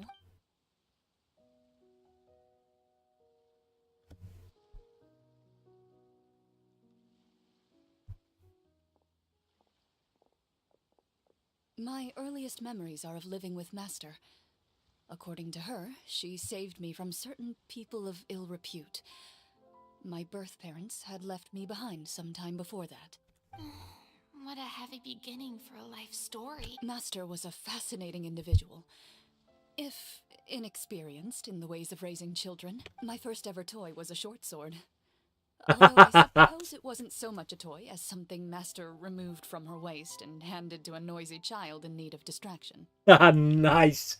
Fucking nice. Oh wait, so she That handed an actually actual so sword to a child? Isn't that dangerous? Did you hurt yourself? Of course I did. I cut my palm and bled quite a lot. But Master was not concerned. She just stood there and casually lectured me about it. See, that's what you get for not holding the sword properly, she told me. She then crouched down next to me and said, "Give me your hand. I'll teach you to bandage this wound. After that, it's time to learn how to truly hold a blade." Excuse me for asking this, Clorand, but how old were you exactly when all this happened? Like 4, Probably around 3, yeah. 3. Three? Fucking nice. Isn't that when most kids are still struggling to hold a fork? As I said, Master was rather inexperienced in yeah. the ways of raising children. She believed trial and error was the best way to teach a child what they're capable of. I think that's actually also true. Trial and error is the best way of teaching. No, you can't change my mind on that. I'm not so sure this is a question of experience. I didn't see anything wrong with her ways at the time. And anyway, children don't get to choose how they're raised. Oh, she did bring me back a pet from Liyue once. It was a Geovishap hatchling. A Geovishap hatchling? For a pet? That's it. That seems even more dangerous. What she said was this: make sure to get along, you two. If you really can't agree on something, just settle it with a fight. Whoever loses is the real pet.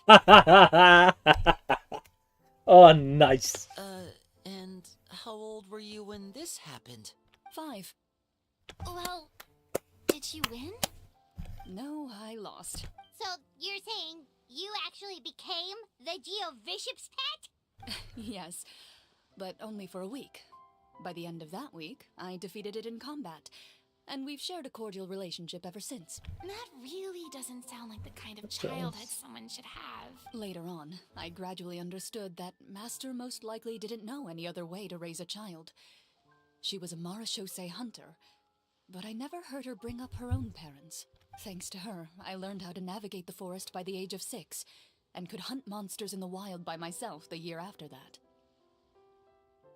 Even though the training she subjected me to was strict, she always made sure to take me traveling when she had the time. We met many of her friends during those days.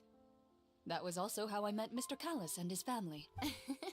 I still remember the first time we met.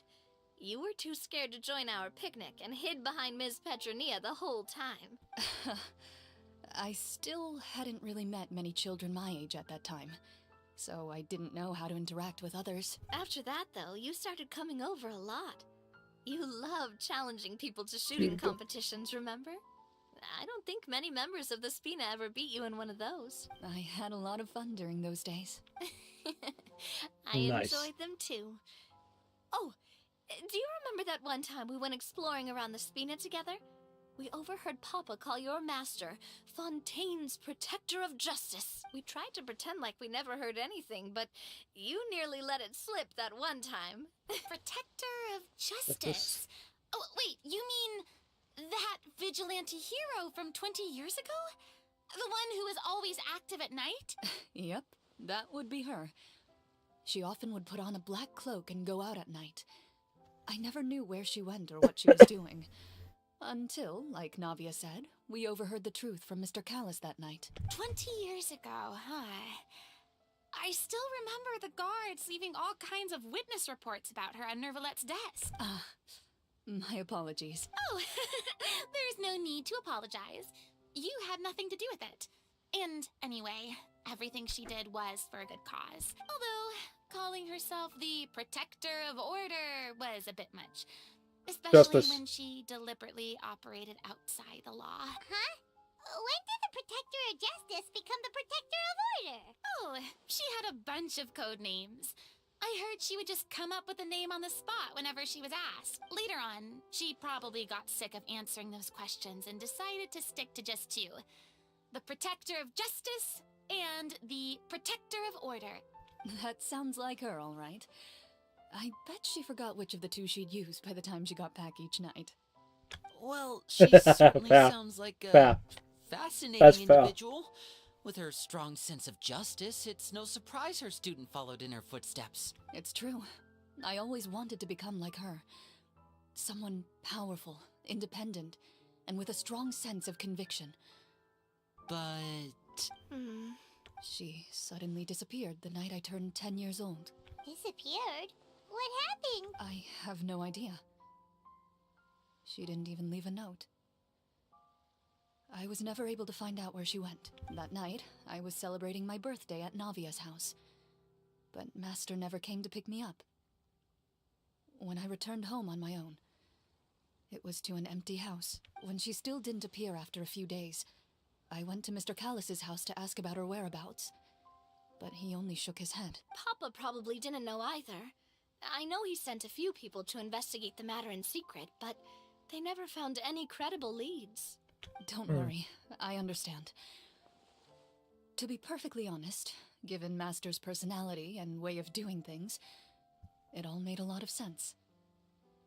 If I had to guess, I'd say she probably used it as an opportunity to force me to become independent. Just like how, when a litter of kittens reaches a certain age, the mother willingly leaves them behind. Were you upset, Clorand? I was at first, but not anymore. I don't believe Master would suddenly disappear for no reason. There must have been something she just had to do. Well, despite everything, you still managed to follow in her footsteps and become the greatest champion duelist in all of Fontaine. You're practically a living symbol of law and justice. I suspect my position would be far too by the books for her. Master always did whatever she pleased. But you're right. I suppose I do take after her in some ways. Who knew Clorand had such an interesting past? I never had the chance to ask her about it before. And I wonder if Clorand's master were the champion duelist back then. Would that duel against Mr. Callus have gone differently? Oh no. Judging by the atmosphere, Clorand and Navia are probably thinking something similar. The mood just got super awkward all of a sudden. Well, anyway. Would you look at the time? It's getting dark, so we should probably call it a day for real this time. If we keep talking like this, we really will be here all night. Nice. I also do like hamsters. I had a great time today, Miss Clorand. Thank you for being our GM. Anytime. The script was good, but I've got to say, your childhood stories were even better. Hey, you should tell us more about that fight against the Geo-Bishop sometime. Maybe your master was onto something. They look like potatoes. I wouldn't say that. Could be right. What does she mean, onto something? I certainly don't know any 5-year-olds who want It's to a fight a final. bishop in their spare time. Guess I'll head back as well. I need to save my energy if I want to continue enjoying the story tomorrow. You're that excited to hear about my fight with the bishop? I was talking about the script.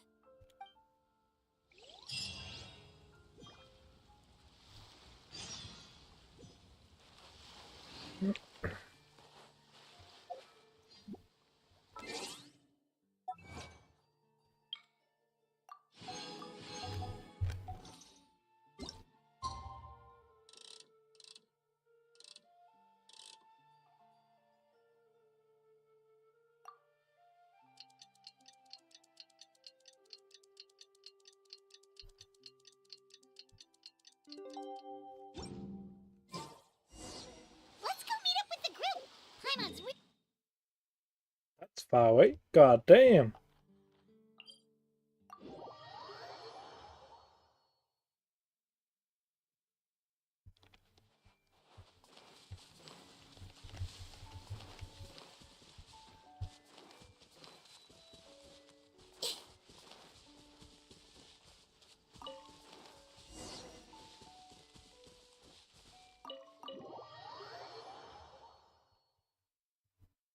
Doesn't like a loping cat, but instead a potatoing hamster. I mean, I don't think I can, if I'm being honest, Andy. Looks like everyone's here.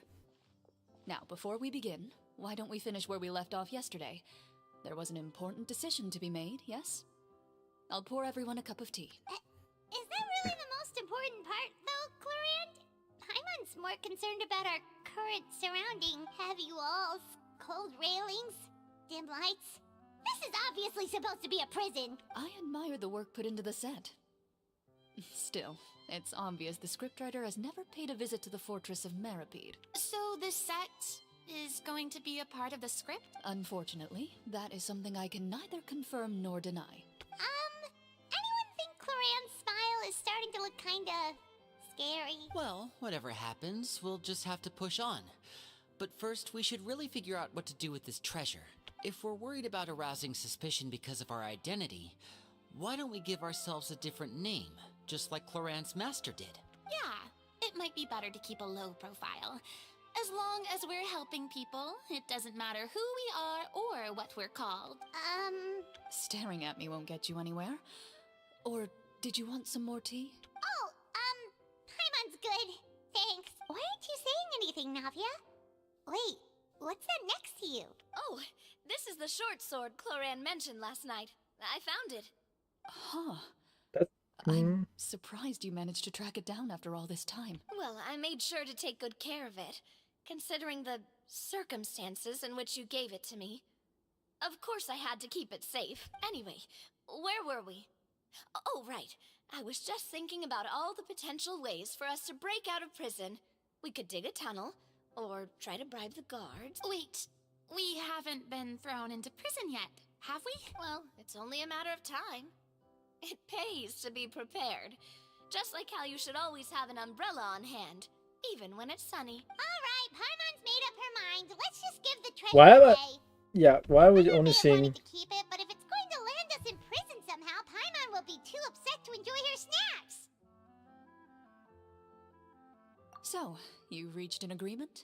All right then, we can continue with the story. Oh, and we'll collect all the scattered pieces of treasure on the ground as well. All right. You collect the treasure and make your way back to the capital with your bag of loot in hand.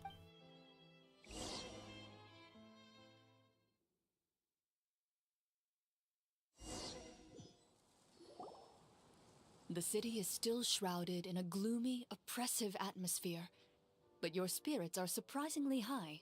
In places where sunlight struggles to reach, you generously share your wealth with the children, the elderly, and the poor in urgent need of help. Thank you, Nice. kind soul. The elderly woman's look of gratitude follows you as you walk away, her eyes never leaving your back until you move entirely out of sight. However, there's still quite a bit of Mora remaining. It appears you haven't made much progress. She's probably trying to tell us to speed this up. We need to hurry up so we can address the sorcerer problem. Should we go find that man again at the square? He seemed like a pretty responsible guy. I'm sure he knows the people here far better than us. Oh, good idea! Just as you start to make way to the square, intent on finding the man again, there's a voice.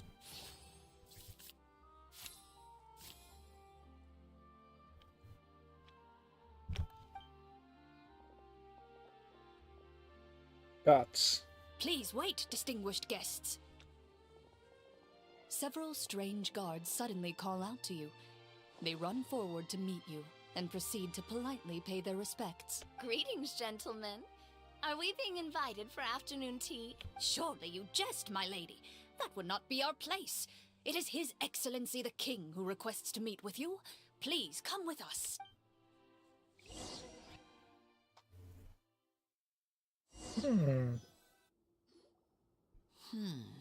Do you think this could be a trap? Well, we have to investigate the court at some point, right? Meeting the king himself would be a fantastic opportunity to do that. I say we go for it. If something happens, we'll just turn the whole place upside down. That sounds a little intense. After a quick discussion, you nod to the guards and agree to follow. They lead you all the way to the audience hall of the palace. Gilded tables line both sides of the hall. The space itself is adorned with all manner of expensive antiques, glass shelves, and silver candlesticks. The items appear quite ordinary in size and dimension, yet their presence somehow makes the emptiness of the hall feel even more surreal and ominous. Wow, it's so luxurious! The elderly king, clad in a magnificent robe, sits upon the deep crimson throne before you. He wears above his head a majestic crown, with a gemstone the size of a bird's egg Holy set shit. right at the very front. As you observe it, you see a complex pattern of light reflect off its surface. They're here, your majesty. A man dressed in dark clothes, likely a minister, shields his mouth with his hands and bends down to whisper a few words to the king. After a moment, he lowers his hands and stands back up. His gaze shifts to fixate on your group, but he does not move from his place at the king's side. The king does not appear entirely aware of his surroundings. The man by his side, though, we should keep a close eye on him. The king remains still and says nothing. The minister is the one who speaks. Esteemed guests, allow me to thank you for coming to our faraway kingdom. Unfortunately, His Majesty the King finds himself quite exhausted from work. So please allow me, his Prime Minister, to welcome you in his stead. I've heard tell that your group, the Marechaussee Hunters, used your exceptional ability with the sword to repel the monsters near the capital. Such a great deed deserves to be rewarded. However, seeing that I was not fortunate enough to observe such a feat with my own eyes, you'll forgive me for seeking to verify the truth by speaking to you myself. Well, we've got nothing to hide. You brought us here to talk, right? So we'll just explain what happened.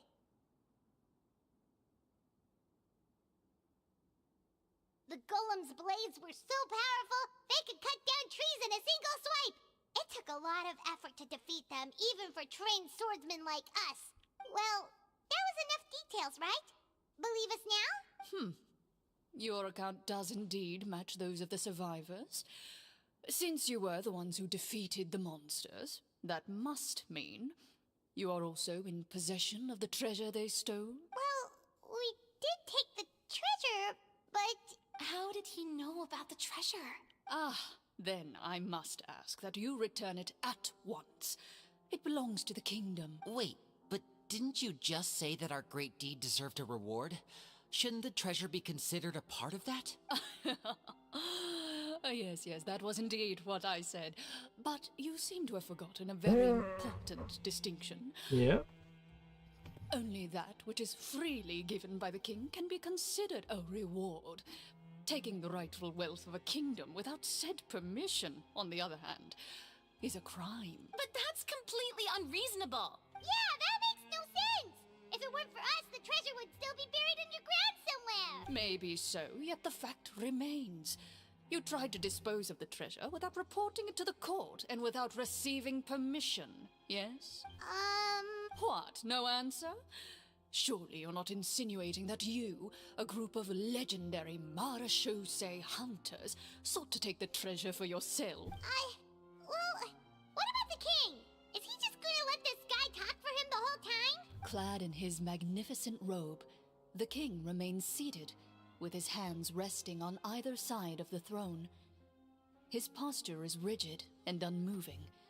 He stares forward with an empty look in his eyes, completely unmoved by the events before him. From the look of things, could the Prime Minister be the evil sorcerer? Or could both the King and the Prime Minister have fallen under the evil sorcerer's control? I would like to observe the number of guards stationed in the hall. The guards in the palace appear fully armed, their expressions solemn. Sensing the tense atmosphere in the room, they stand at the ready, each with a hand placed upon the hilt of their sword, as if prepared to draw their weapons and surround you at a moment's notice. Well, there goes my plan to turn the whole place upside down, I guess. It appears we've been visited by nothing more than a group of ill-intentioned imposters. What a pity. Guards, take them away and throw them in the dungeons. Before I decide your fate, however, I must first determine whether you have any accomplices outside the court. Can't we try to slip away? Or maybe start some kind of riot? But if we try to fight the guards right now... Don't worry. At least we figured out who's behind all this. Let's just play it by ear. If you're scared, Paimon, just hold my hand. Aw, thanks, you guys. God damn You it, allow Paimon. yourself to be led away by guards surrounding you on both sides. It's only when you begin to feel drops of water falling from the dungeon ceiling and smell the stench of death and decay all around you that you finally realize you've stepped into a completely different world. Stay here and don't try anything funny. The guards lock the cell door and leave without looking back. Wait, sir! Your voice echoes through the dark hall. Objection, the sorcerer is not evil unless they spam fireball, twin spell, and spell point rules for extra fireball. Nah, What should we do now? that's just no. That's not evil to do that either. That's just a normal sorcerer or wizard. Carve out a new path of fate with our own two hands, of course. I draw my weapon. You reach toward your waist, but find nothing there. You now recall that your weapons were confiscated before the guards locked you in the cell. The bag of treasure along with them. What about that knife I hid in my boot? When did you hide it in there? When I was thinking about digging a tunnel. Truce. Yep. Rejected. You failed to inform the GM of this course of action. Moreover, the guards would have conducted a thorough search before throwing you in prison. And the keys to the cell aren't anywhere to be seen? Correct. You don't even feel a lock hole on the cell door. Oh, well, there goes all our plans. Indeed. Huh? Why are you the one saying indeed? Because that statement holds true for me as well. This is where the script ends. What? But that's a terrible ending! Generally speaking, this should be the point where the scriptwriter gives the players some kind of hint, or gives the GM some kind of code for how to move forward. Yep. I mean, maybe they just really wanted us to be immersed in the feeling of being in prison. Like, they'll only show us the way out once we've grown truly and utterly desperate? That is a possibility. If only there were desserts and tea in real prison. Oh, wait, guess it's kind of how the Fortress of Meripede works if you're lucky. Before I forget, Navia, the short sword you had with you earlier, I took a closer look, and the craftsmanship doesn't appear to resemble anything from this era. If I remember correctly, that style was last in vogue several hundred years ago. Wait, Cloran said that sword used to belong to her master, right? Does that mean her master has been alive that long? Nope. I doubt it. The way she went about things often made her seem childish more than anything. I'd say the sword was most likely an heirloom passed down over time. Yeah. Hang on. A precious Time to start heirloom improvising. passed down to you by Exactly. your master. Master left many things to me when she disappeared. There was the sword, an old key, and a good amount of junk she probably just didn't want to take with her. I gave you the sword back then because I didn't want our friendship to end. Wait, when did this happen exactly? After the duel between Mr. Callis and myself. Before that, Clorand would have meals with us and even stay over at the Spina some days. She was on great terms with Papa as well. After the duel, though, there was a period of time where we simply didn't know how to face each other. She entrusted this sword to me, and never came back. We were both sad, and conflicted, and totally overthinking everything as a result. Whenever I looked at this sword, I couldn't help but wonder if Miss Petronia had never introduced us to each other at that picnic. Maybe part of the sadness I was feeling could have been avoided. Back then, it felt like I hadn't just lost a father, but a close friend as well. No one can change the past. The most important thing is that you two found your way back to each other and can enjoy things like this together. Yep, you're right. I'm sorry, you two. I didn't mean to bring up any sad memories. Think nothing of it. No one here is at fault. Huh? New script.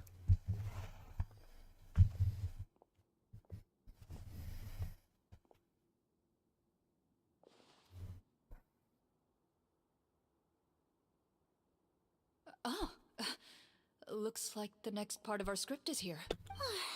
Perfect timing.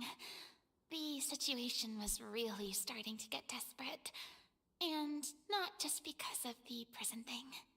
From Claren's face, Paimon really can't tell if it's good news or bad news. Water continues to drip from the ceiling.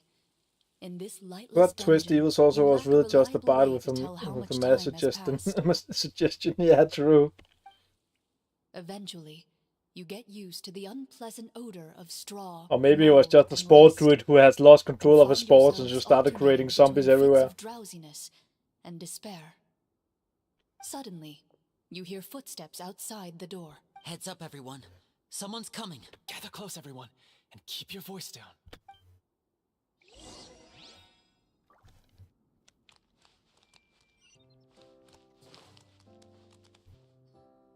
Who are you? I work as a guard in these dungeons, but my true identity is the same as your own. I'm also a Marashose hunter. Huh? Shh! I've already sent away the other guards, but if we make too much noise... I understand, but how can we be sure we can trust you? The king has issued a formal decree. In light of the irrefutable proof of your crime, you're to be executed before tomorrow's sunrise. If you want to escape, it has to be now. Executed? We barely did anything! Monsters appearing at the same location as the treasure. Could this entire thing have been a trap? There will be time for speculation once we're out of here. As for my identity, I have no way to prove that to you just yet. Infiltrating the capital was difficult, and finding a chance to speak with you has taken a lot out of me. I could go on, but I think we can all agree that now is not the time for details. True. Have you seen our weapons anywhere, sir? Don't worry, I brought them with me. They're just behind the door. Still, these weapons alone won't be enough to defeat the true enemy behind the scenes. His faction is too powerful. The guards are all under his control, and he's even stationed a number of golems in various rooms throughout the palace. To defeat him, you must find a secret vault. It is said that within that vault, the Marashose hunters of the past left behind a treasure with the power to defeat the sorcerer. You're not coming with us? No, I'll remain in the dungeons to deal with the guards. I'll Yes, try my best to that distract was them the so they friends don't we go made after you. along the way. As long as my identity is not revealed, I'll be able to aid you when the final battle comes. In that case, please stay safe. Thank you for your concern. I will do my utmost. As for the location of the vault, here, this map should lead you there.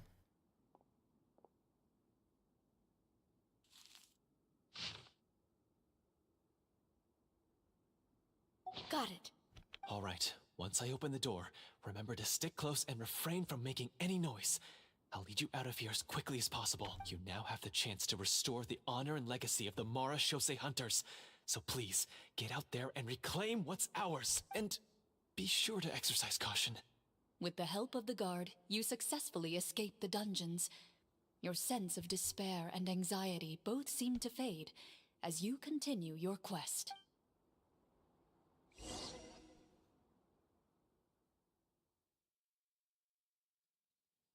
Wait, we didn't get to use our skills at all while we were in prison. Who knows when we're gonna get the chance to use that cool summon spell? That is a pity, but we can only continue to move forward. Tournament of the Deep! The first water walker. Not really, but close.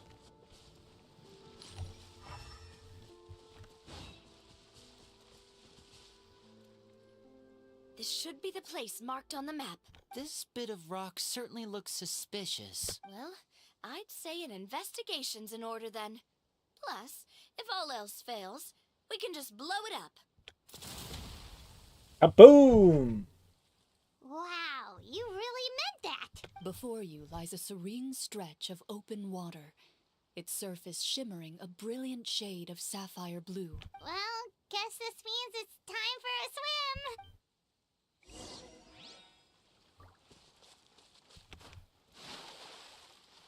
What do you mean it's too shallow?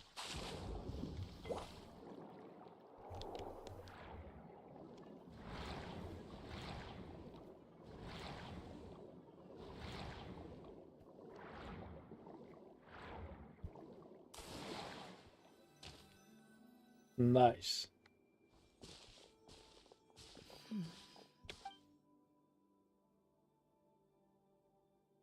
Oh, what's the matter? It's nothing. As you step into the cave, you find yourself in an eerily quiet space. Before you lies a narrow passageway that appears to trail off endlessly into the distance.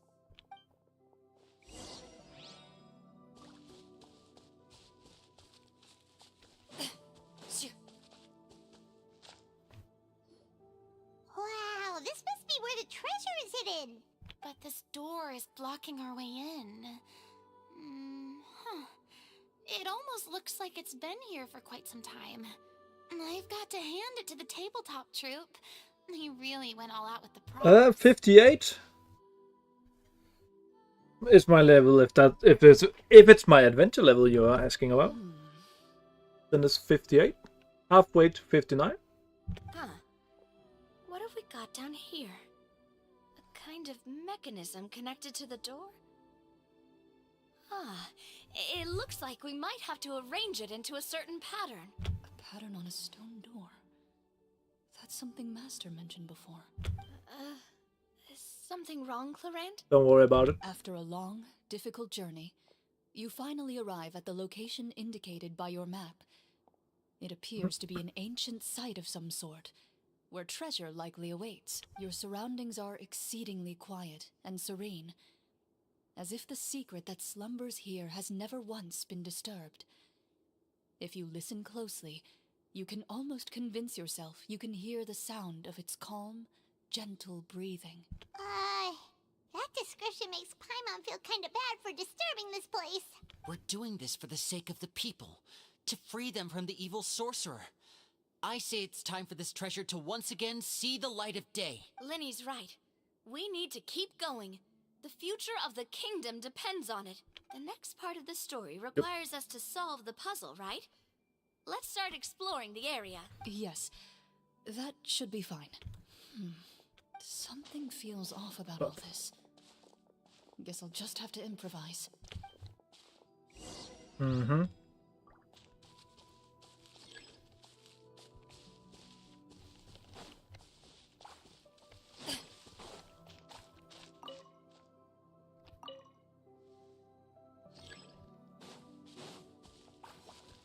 Ah.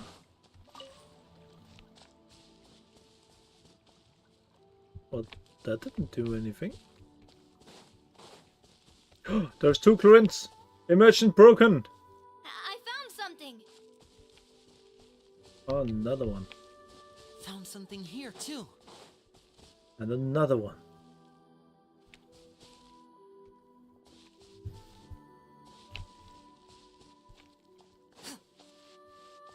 How about you, Farina? Did you... Same here. That's good.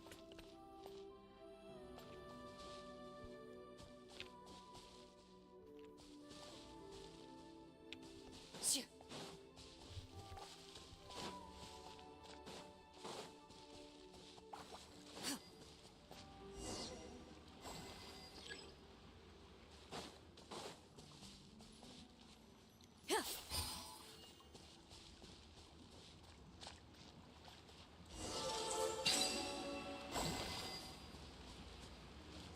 Nice. That's what we like. And they go in a straight line and then not. And then what? Okay. There we go. It worked. Something just appeared. Some kind of new mechanism, maybe? By solving the puzzles, you prove yourselves worthy of inheriting the secrets of the past. At the end of each puzzle, you're rewarded With? a key. Oh, it must be the key to the big door. Huh? This is one of the Marechaussee Hunter keys that are passed down from generation to generation. It looks just like the one Master passed down to me. It is said that 4 keys in total are required to form the final, complete key. And it seems like we just collected 3 of them. That must mean... You have the last one. Huh? What's wrong? You hear a few strange noises. Suddenly, all the torches in the ruin go out at once. Huh? What's going on? Did we fall into another trap? For the sake of immersion, please close your eyes, everyone. Without the torches, the space is now completely dark, and you cannot see anything. But Paimon can still see a little bit over here. Oh, right. Sorry. Suddenly, you hear the sound of footsteps pierce through the darkness. There's someone else here. Oh, this is so unsettling. I can't see anything. I've been discovered then. Yep. Close your eyes. They say close your eyes. Yeah, nope. That voice, it's... You recognize the voice as belonging to the guard who led you to this place. It appears he now covets the treasure for himself, and has come to stake his claim. Oh, so this is just part of the script. Well, if we can't see anything, that means we can't fight to the fullest of our abilities. Should we retreat for now? Judging by the way he's holding his sword, he must be a real Marechaussee hunter. But this isn't part of the script. Retreat? That's not the hunter way. If it's dark for us, then it's dark for him. We choose to fight. Your choice is noted. Please keep your eyes closed until I tell you the torches have been relit. This battle will be in the dark. You got it. Well then, let us begin.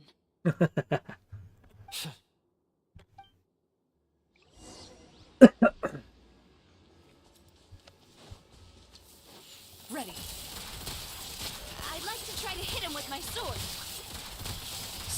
Your strike is successful. Is he still standing? Goodness, he sure has a lot of HP. Is it over? Can we open our eyes now? The enemy is strong and relentless, but the battle is nearing its end. The torches have not been relit. What about now? Final strike. Ha!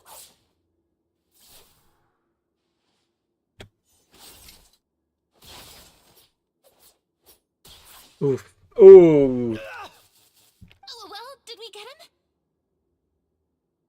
him? Glorian? Warm fire flickers across the walls once more. Your vision is now clear.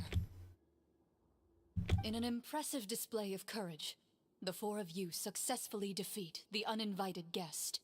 That look in his eyes. It's like he became an entirely different person as soon as I defeated him. Huh? Mr. Florian? Oh, wait. We're supposed to be role-playing. I should stay in character. Speak your name, guard. Why did you lead us here just to betray us? Is this treasure really more important to you than bringing peace to the kingdom? What kingdom? What peace? Those were nothing but lies. I, Florian, am a true Marashose hunter, descended from hunters of ages past. So he's also using his real name. Or, wait, was that the name of his character from the very beginning? Then I'm even more confused. If you truly are a Marashose hunter, shouldn't you want to help us just like you said before? Shouldn't we fight together for the sake of the people? What do you know? In this day and age, there's no glory to be had as a Marashose hunter. What's that supposed to mean? My skills were passed down to me by my father. We lived a life of obscurity in the remote wilderness. Still, he devoted everything he had to being a Marashose hunter. And what did he get in return? A life of poverty and pain. In a world that forgot all about him.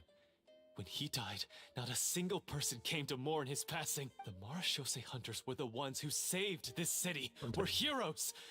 We deserved more recognition and respect than this. Is he talking about how no one in the capital seems to remember the hunters and their legacy? I didn't expect the script to contain this level of social criticism. So that's why you want to take the treasure for yourself? You feel like you're owed fame and wealth? If you already knew where the treasure was located, why didn't you just come down here and take it? Because I still needed the final key. Only a true Marashose hunter is capable of passing through this final door. As someone who sought to hurt others for his own gain, Florian lost that right long ago. Okay, but what is this treasure anyway? We've got all the keys, right? So can we just go in and take a look? You're sure you want to go in? We've been talking about it for so long. Of course we want to see what's inside. And we've already defeated Florian, right? So he won't try to take it from us anymore. Pesky brats. Watch yourself. Then let's open the door together. All right. Your choice of action is confirmed. Takes out the key from earlier and walks up to the heavy door. Without anyone noticing, she takes out her own key and joins it in with the others. Before you, the door to the treasure, sealed and undisturbed for more than 100 years, finally swings open. You hear the shrill wail of the door hinge as it rotates for the first time after years of disuse, almost like a sleeping giant letting out an extended yawn. You get the impression that the secrets buried behind this door might be just as heavy as the sound you just heard. It's open! Come on, let's go in! Paimon wants to see what's inside! Ooh, me too! Ugh, uncovering hidden treasure is the most exciting part of adventuring. What do we have here? A stone tablet? And some shabby weapons? You call this a treasure vault? Looks more like an abandoned warehouse! Maybe the troop ran out of budget at the end? They provided a super immersive experience at the beginning only to drop the ball at the most important part? They could have at least filled this place with cardboard mora or something! Wait, I get it now. Paimon, this is the real Marashose Hunter treasure. This is it? The Marashose Hunter treasure is just a stone slab and some broken swords? I can't believe it. I refuse to believe it! Whoa, are you okay? The Marashose hunter before you appears to suffer a serious mental breakdown. He needs to leave the room for a moment to collect himself. One of you seems to understand the significance of the treasure already. If the rest of you wish to follow suit, you may remain here in the meantime and explore your surroundings. Give me that.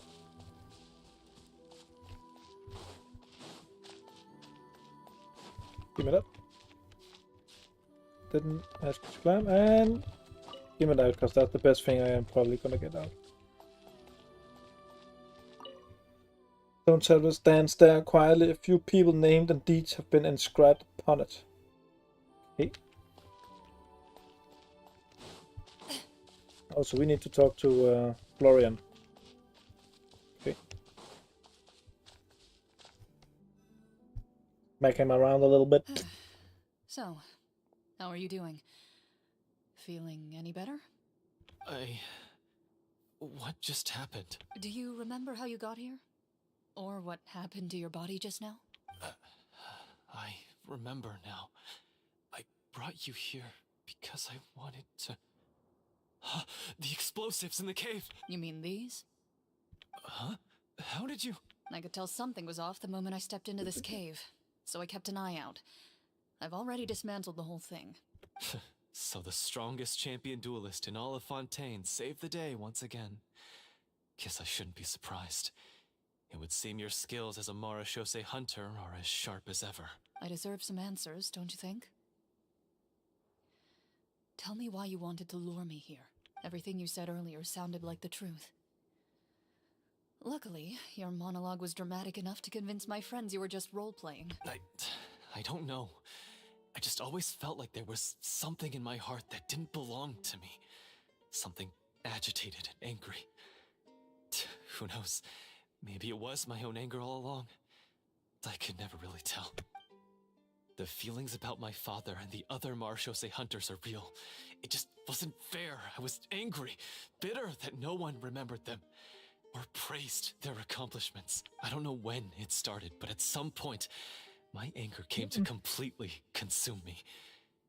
At that point, I remembered the legend my father used to tell me. The one about the treasure. But if the treasure was all you cared about, why plant all those explosives? Wouldn't they just destroy the treasure and bury you along with it? I can't remember. My head is a mess. It felt like there was this voice telling me to eliminate the hunters, but now it's gone. From your description, I suspect you were dealing with a Devorator. Devorator? Oh, your master, your father, I mean, never talked about it? It was a kind of monster that was active several centuries ago. No, I've heard of it. I'm just not sure why you suddenly... Wait, it can't be. The seal! The seal? My family has served as Marashose hunters for many generations. But the title and swordsmanship weren't the only things passed down over our line. There was a seal as well. My father instructed me to always watch over that seal and maintain it regularly.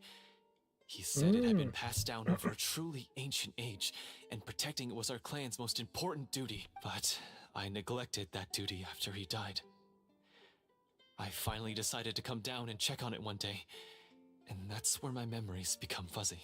The Devorator would be a formidable adversary for any mortal being, even ones as capable as the Hunters. If you lacked the power to completely destroy it, you could easily fall prey to its influence and corruption.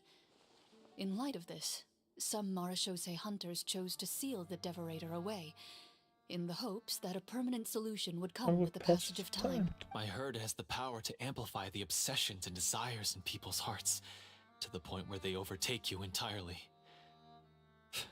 It would seem I'm not just lacking in skill with a blade, but in mental fortitude as well. And yet, you were able to retrieve 3 of the 4 keys. If I remember correctly, each was entrusted to a respected and capable hunter. How did you manage it? One of them belonged to my father. The second I stole from a different hunter. And the third was one that I snatched while the person was on the way home from the tavern. I nearly died in that alley. I know just how strong you are. It's as clear as day to everyone in Fontaine. I've served you from dusk to dawn, but could never find any opportunity to sneak up on you.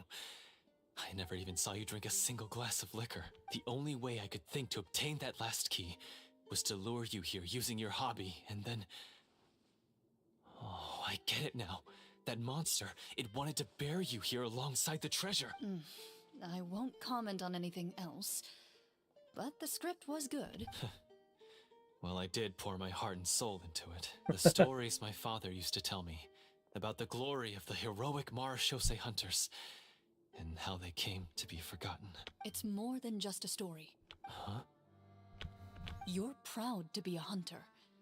You're still holding onto that part of yourself. Oh, I that's have more. done so many despicable things. Yeah. I have nothing to be proud of. Then explain the purpose of the evil sorcerer in your story. Isn't he the true antagonist? The one who sought nothing but his own gain and used the people as pawns to attain it? In your heart of hearts, he was the one you truly Hey, wanted to Persona defeat. reference. But I've already tainted my sword. I no longer have any right to... Wake up, Florian.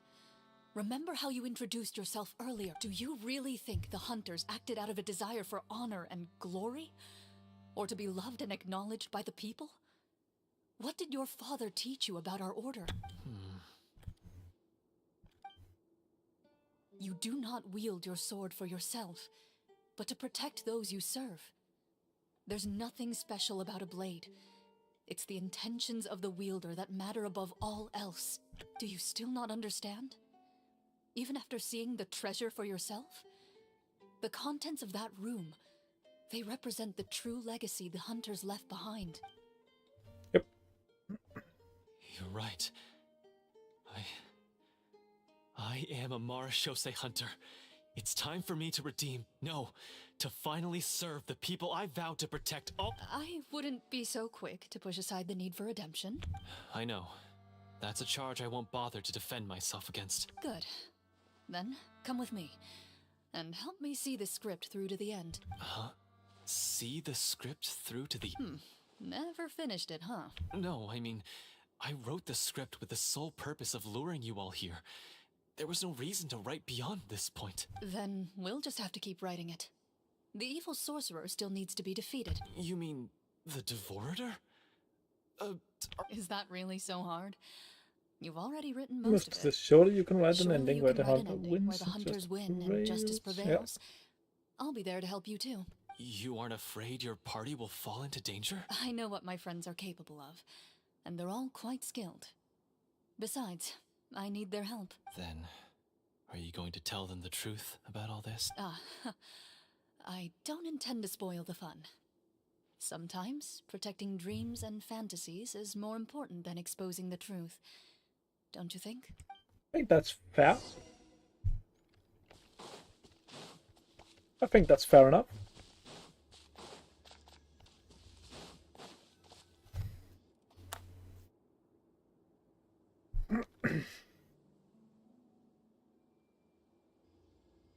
They're back! That took a while.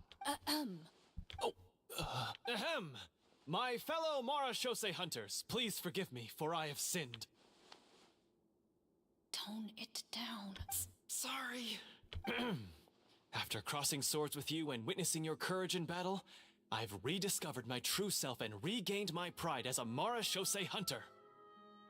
Oh, do I smell a redemption arc? I confess, I was brainwashed by the evil sorcerer. He asked me to lure you here so he could bury you in this cave. That little... Wait, you're saying all of that wasn't you, but the evil sorcerer? That's right. He's adept at manipulating the hearts of and minds of mind. the people. Yeah. I fell under his influence because I did not possess a strong enough sense of will. And how are you going to prove that you're a changed man? We're not going to fall for the same trap twice. To be perfectly honest, I only came to my senses after seeing the treasure. It reminded me of my father's past teachings. The treasure was actually... The names of all the Marashose hunters from ages past and their weapons? Wait, you already know? Of course. Don't underestimate a veteran role player's exploration skills. Oh, wait, I mean, Marashose hunter Navia's exploration skills. We just finished reading through the content of the stone tablet. That tablet recorded the lives of some fascinating people. For example, this Marashose hunter called Est. She inherited the responsibilities of the Golden Hunter and passed judgment on many people. But in private, she had a very easygoing personality. Her favorite pastime was singing and dancing with her friends, and she was said to have a beautiful voice. So, she was just like you. Oh, you really think so? Well, when you put it that way, I suppose I also have a few things in common with this Walter. Working as an executioner, he supposedly used a countless number of tricks to confound his enemies in battle. Oh, if only I could have seen the feats of magic he pulled off back then. Their lives were all so exciting. You could write so many cool books about their Yeah. accomplishments. How could they have all been forgotten? Because they chose to be. To hunt monsters that only appear in the shadows, you must also operate in the dark. To be a Marashose hunter is to willingly give up on wealth and fame. Then this stone tablet must have been left behind by their companions. That's right. Few Marashose hunters ever revealed their identity to the public. They always protected the city from the shadows. The only time they spoke of their accomplishments would be at night, when they gathered with their fellow hunters in front of the bonfire to share stories of the monsters slain by their hand. So, this tablet was created not so that the hunters would be remembered by the people, but so that they would be remembered by each other. No wonder this place was so well hidden. You regard the stone tablet in solemn silence. The names of your comrades etched onto its surface serve as a reminder that you are never truly alone. The tablet proves that, although a hunter walks a shrouded path, it is not a solitary one. There will always be those who walk beside you, a fact that remains as true today as in ages long past. Their legacies shall continue to be passed down from generation to generation, as everlasting as the stone onto which their names are carved. Father, you once told me that I should seek out the treasure if I ever became lost. So this is what you wanted me to find. Yes. Thank you, my friend. You are very kind. I implore you, everyone, please give me a chance to make up for all I've done. Allow me to fight alongside you and defeat the evil sorcerer that threatens the peace and prosperity of everyone in this kingdom. Well, I say we let you join. Sounds good to me too. Everyone makes mistakes. What matters is what you do to make up for them. Cool. I have no objections, but... Mr. Florian, do you even know how to defeat the evil sorcerer? When he took over my mind, I gained some insight into his thoughts. Every time I thought of the treasure, he reacted with a strong sense of fear. Huh? He's afraid of the treasure? There's some tap. Yeah. What if the secret's hidden inside these weapons? GM, permission to investigate. Let's go. At first glance, the weapons appear absolutely ordinary. But as you observe them, you notice a faint energy emanating from within. These blades have slain countless monsters. Though it's been a long time since they were used in battle, their edges remain sharp, as if they're simply waiting for the next worthy hunter to carry on their legacy. So basically take these with us, right? I'll take this weapon, since it used to belong to Est. Maybe it'll find comfort in being held by someone who appreciates the arts. Good idea. I'll take Mr. Walter's bow then. From one archer magician to another. Paimon's gonna pick a cool weapon kit. I don't think so. As you grip your weapons, you can almost feel the will of past hunters coursing through your being. It's a feeling of courage, determination, a silent vow passed down from generation to generation that says, eradicate the monsters, no matter the cost.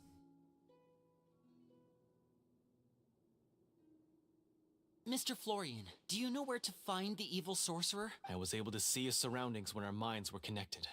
I believe he's currently hiding out at the church in the kingdom. We must be extremely careful. He's spent so long living among monsters that he's now taken the form of one. He will not be easily defeated. Then why don't we explore some more and try to find some higher level gear? We don't want to just fight him and lose. Oh, no, we have to strike now. He was greatly weakened when I managed to break out of his control. If we let him rest, he might have time to escape. I agree with Mr. Florian. We've got to act while we have the advantage. Yep.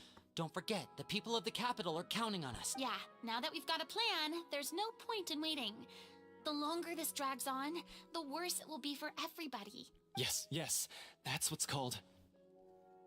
Taking the initiative. Yes, that's exactly right. Initiative roll, everybody. We're going into combat. Mr. Florian, please, lead the way. Of course. He had to set up so many scenes today. Finally, you decide to slay the evil sorcerer and bring Peace peace back to the kingdom once and for all. Yes. As you walk away, you feel the gaze of the stone tablet at your back, as if all the hunters of the past are wishing you success in the battle ahead and awaiting your triumphant return.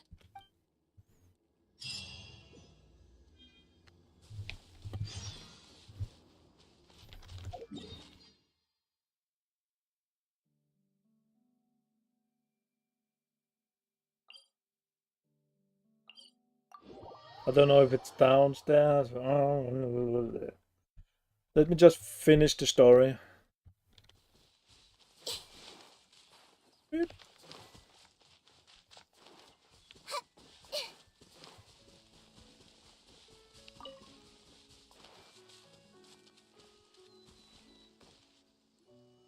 Finally, you arrive at the church Florian described. As you approach, an ominous aura surrounds. How strange. Right.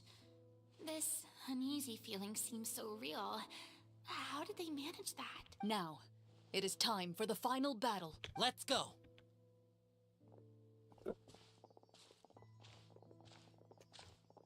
Florian, wait. What's wrong? I think you should wait outside. You've already been corrupted by the Devorator once.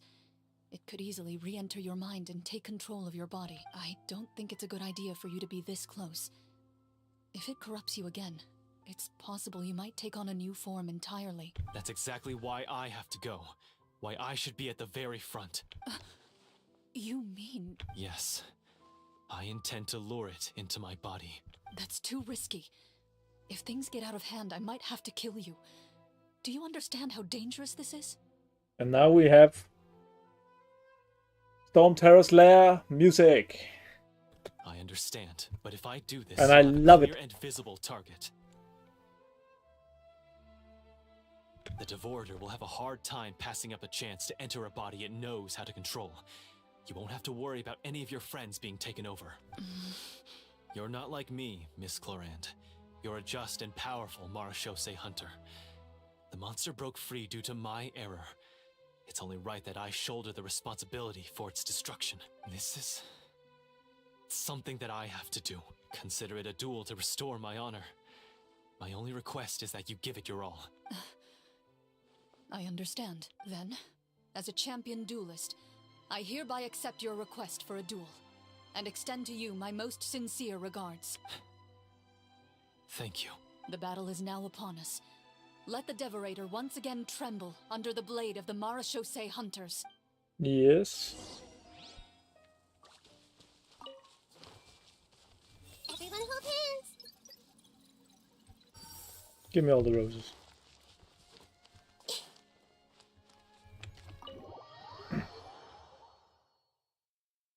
It's the second prettiest flower in all of Teyvat.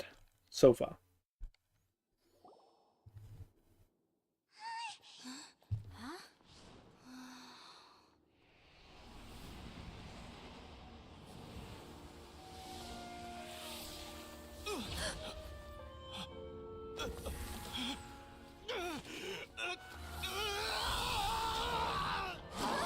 Rest in peace, Florian.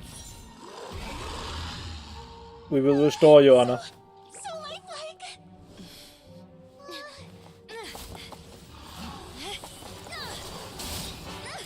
Cutscene.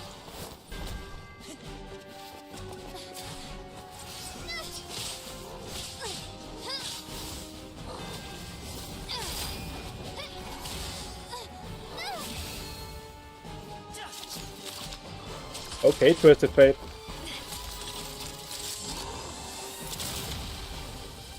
Nice. That was cool. Why is nothing working? This foe is not invincible. You hold the treasure. The power to defeat it in your own 2 hands. The treasure? You mean... The names! It's the Marshose Hunters' names! How are we supposed to... You forget, Paimon? There's still one skill we saved until the very end. Hunters fight not for fame, but to aid the people whenever they are summoned. Walter the Marashose Hunter, master of 1,000 tricks, executioner of the Phantom Hunters. Oh, nice. Oh, that gives me goosebumps all over, man. The Marshose Hunter, inheritor of Cassiodor's will, judge of the Shadow Hunters. Answer my call! That is so fucking cool. Petronia, protector of justice and order. The hunter I respect the most. Thank you. Does for that actually saving my work? friend, the best one I'll ever know. Please, lend us your strength.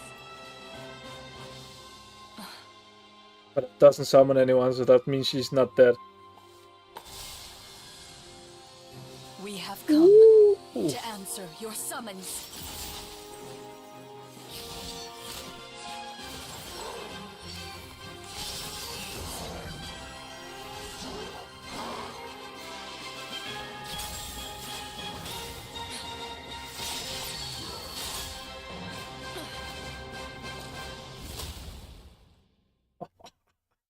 And so, the monsters were eradicated, and the sorcerer was defeated. Peace soon returned to the capital. Those in the court, manipulated by the sorcerer, also recognized the errors of their ways. Some remembered the names of the heroes who saved their kingdom, but others simply continued their lives none the wiser. Such is the story of the Marashose Hunters. They pursue the phantoms in the darkness and exterminate all who pose a threat. They will always protect the city and those within it, even should all memory of their accomplishments be forgotten by the very people they serve. I'm assuming we've finally reached the end of the script. Yes, you've reached one of the better endings. It's a pretty solid story overall. I thought it was just an ordinary adventure at first, but the further we got into it, the more impressed I became with the production and the plot. That final battle especially. All the effects were super realistic. Oh, right. Yeah, totally. That's a really good point. I never expected the weapons we picked up from that vault would have that kind of effect. Yeah, mine nearly scared the daylights out of me when it started glowing. I took a good look at it after we got out, but I don't think it ever lit up again. Oh, we should probably give these props back, right? I'll just leave mine here. Did you have a good time? Of course. Let me know if another script like this comes around. Sure, no problem. Then I'll head back for now. I think I need some time to fully digest everything that just happened. Once Mr. Florian is awake, please pass on my regards to him. He must be extremely exhausted. We are actually to have save him. passed out cold like that. Okay. You're right. He's had a lot to deal with. I actually thought he died. I didn't realize he was laying there. Oh, goddamn. Thank you. Thank you for not killing him. It would have been even more sad. That's why she wasn't more sad about it. Okay, so, can I ask now? I think it should be fine, yeah. What in the world was going on back there? So you saw through all of that? That time in the cave when you told us to close our eyes, it'd be weirder if we didn't notice anything. Yeah. I was dying of curiosity the entire time. I mean, you did a pretty bang-up job of pretending nothing had gone wrong. Farina actually looked like she thought all of it was planned. Guess none of us wanted to be the one to break the illusion. What are you all talking about? Oh, wait. Don't tell Oh me you my never... god. Ugh, this is all my fault. It's not too late to cover your ears. Here, partner, I'll do it for you. Bit late for that. You're saying everything that happened back there wasn't actually part of the script? It's probably more accurate to say this was never a real scripted story to begin with. What? So loud. My head. Hey, you! Get up right now and explain yourself! I'm on, fuck's sake. I'm shaking, please. Trying to explain the truth to everyone, that's fine. Did Paimon just hear that right? You guys made up that whole last part on the spot? It's not nice to lie to people, but Paimon's gotta admit, that was a really good story, Florian. Oh, and nice improvisation, Florian! Yeah, it was like watching a magician improvise a spectacular magic trick after forgetting an important prop. If Paimon knew something was wrong with that vault, she would have floated straight in the opposite direction. Everything was under control. As if you've ever described a situation as being out of control. I'm pretty sure any situation you consider to be easy to handle would scare a reasonable person half to death. Guess I'm just used to it. You must run into a lot of unexpected situations then. That explains why you're so good at coming up with things on the spot. As for you, Florian... I know there's no excuse for what I did. I'll turn myself into the guards at once, confess my crimes, and accept any punishment that comes my way. I would say you've already suffered more than enough. Yeah. What? You may have been blinded by fame and fortune in the beginning, but your actions during the final battle had proven you to be a true Marechaussee hunter. Marechaussee hunter. You'll be far more used to the city above ground than below. Your job as a hunter is more important. But... Of course, you'll still need to take the keys and pay a personal visit to the 2 hunters you wronged. Prepare to accept any terms they give you as well. Yes, of course. As far as I'm concerned, though, your showing in the duel was enough to prove your honor. Then I'll do exactly as you said. I'll go return those 2 keys right now. Thank you so much, everyone. I'll do my best to prove myself worthy of the second chance you've given me. I swear this on my name and honor as a Marechaussee hunter. Until we meet again, everyone. Yes, sir.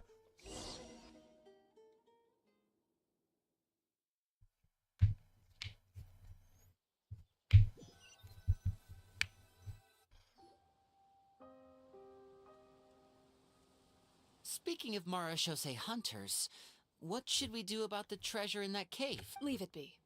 Are you sure?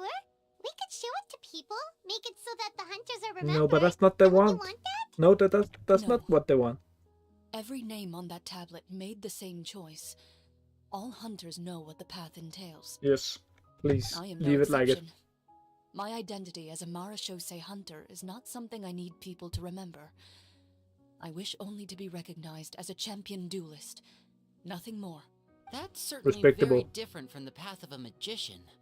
Still, I admire your decision. Wait, Paimon just remembered something. If there were no special effects involved, why did our weapons begin to glow during the battle? That's because the Marechaussee hunters of ages past would often imbue their weapons with special enchantments to suppress Press the monsters. Yeah. Whenever a monster was nearby, their weapons would start to glow. Oh, so that's why they had an effect on that guy near the end. I really thought the summons were doing all the work. Well, I'm sure the summons were a part of it too. Oh? How so? This particular devorator probably hailed from the same Same. era as the hunters we saw in the room. Could be. The names you recited all belonged to the bravest hunters. Countless monsters fell to their blades.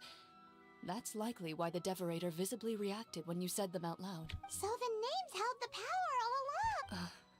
Navia, everything you said during your... Huh? Oh, I meant what I said.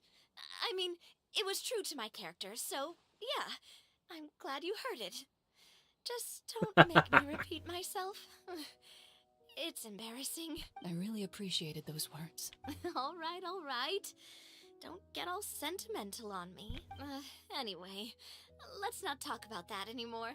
Well, we know I'm she's going not to go dead on then. ahead. Don't fall too far behind now. My master. But then she would probably have been summoned, right? I should probably head back as well. This story was truly incredible. I might have to spend the whole night telling my siblings all about it. Goodbye.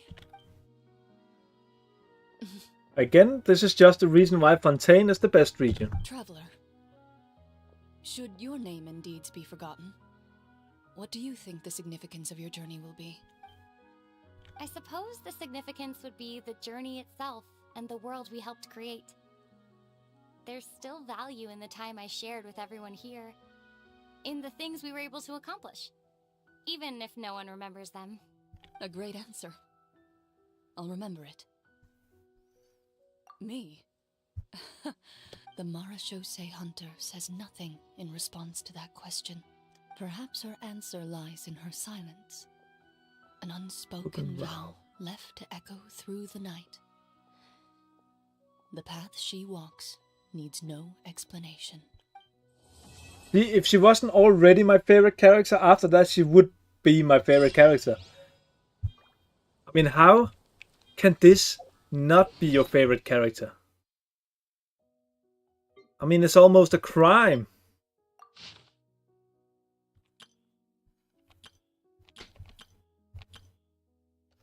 Basically a crime if this is not your favorite character. I mean, come on now. And so, of course, we get the Guide of Justice. I love it. Perfect. Perfect. Just perfect. Ah. This is why I love Genshin's story. Because they do him so freaking well. It's insane. I feel like they never miss a mark.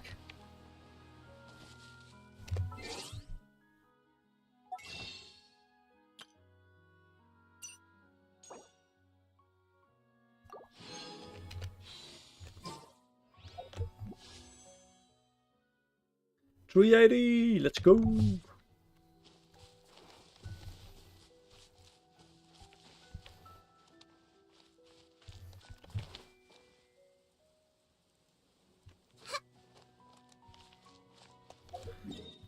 Oh.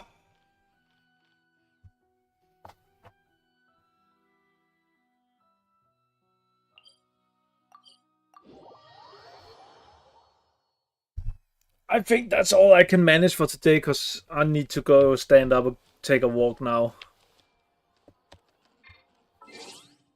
So, well, Andy, Kim, thank you very much for stopping by and keeping me company. It's always a pleasure talking with you guys. Everybody else who stopped by, thank you very much. Appreciate it. I will not catch you tomorrow, because I will be gone all day, but I'll be back Sunday with a new game, most likely.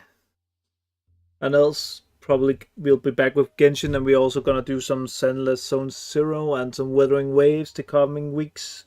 It's gonna be a switch between two games. Have a great evening. I appreciate it, Kim. You too. See you.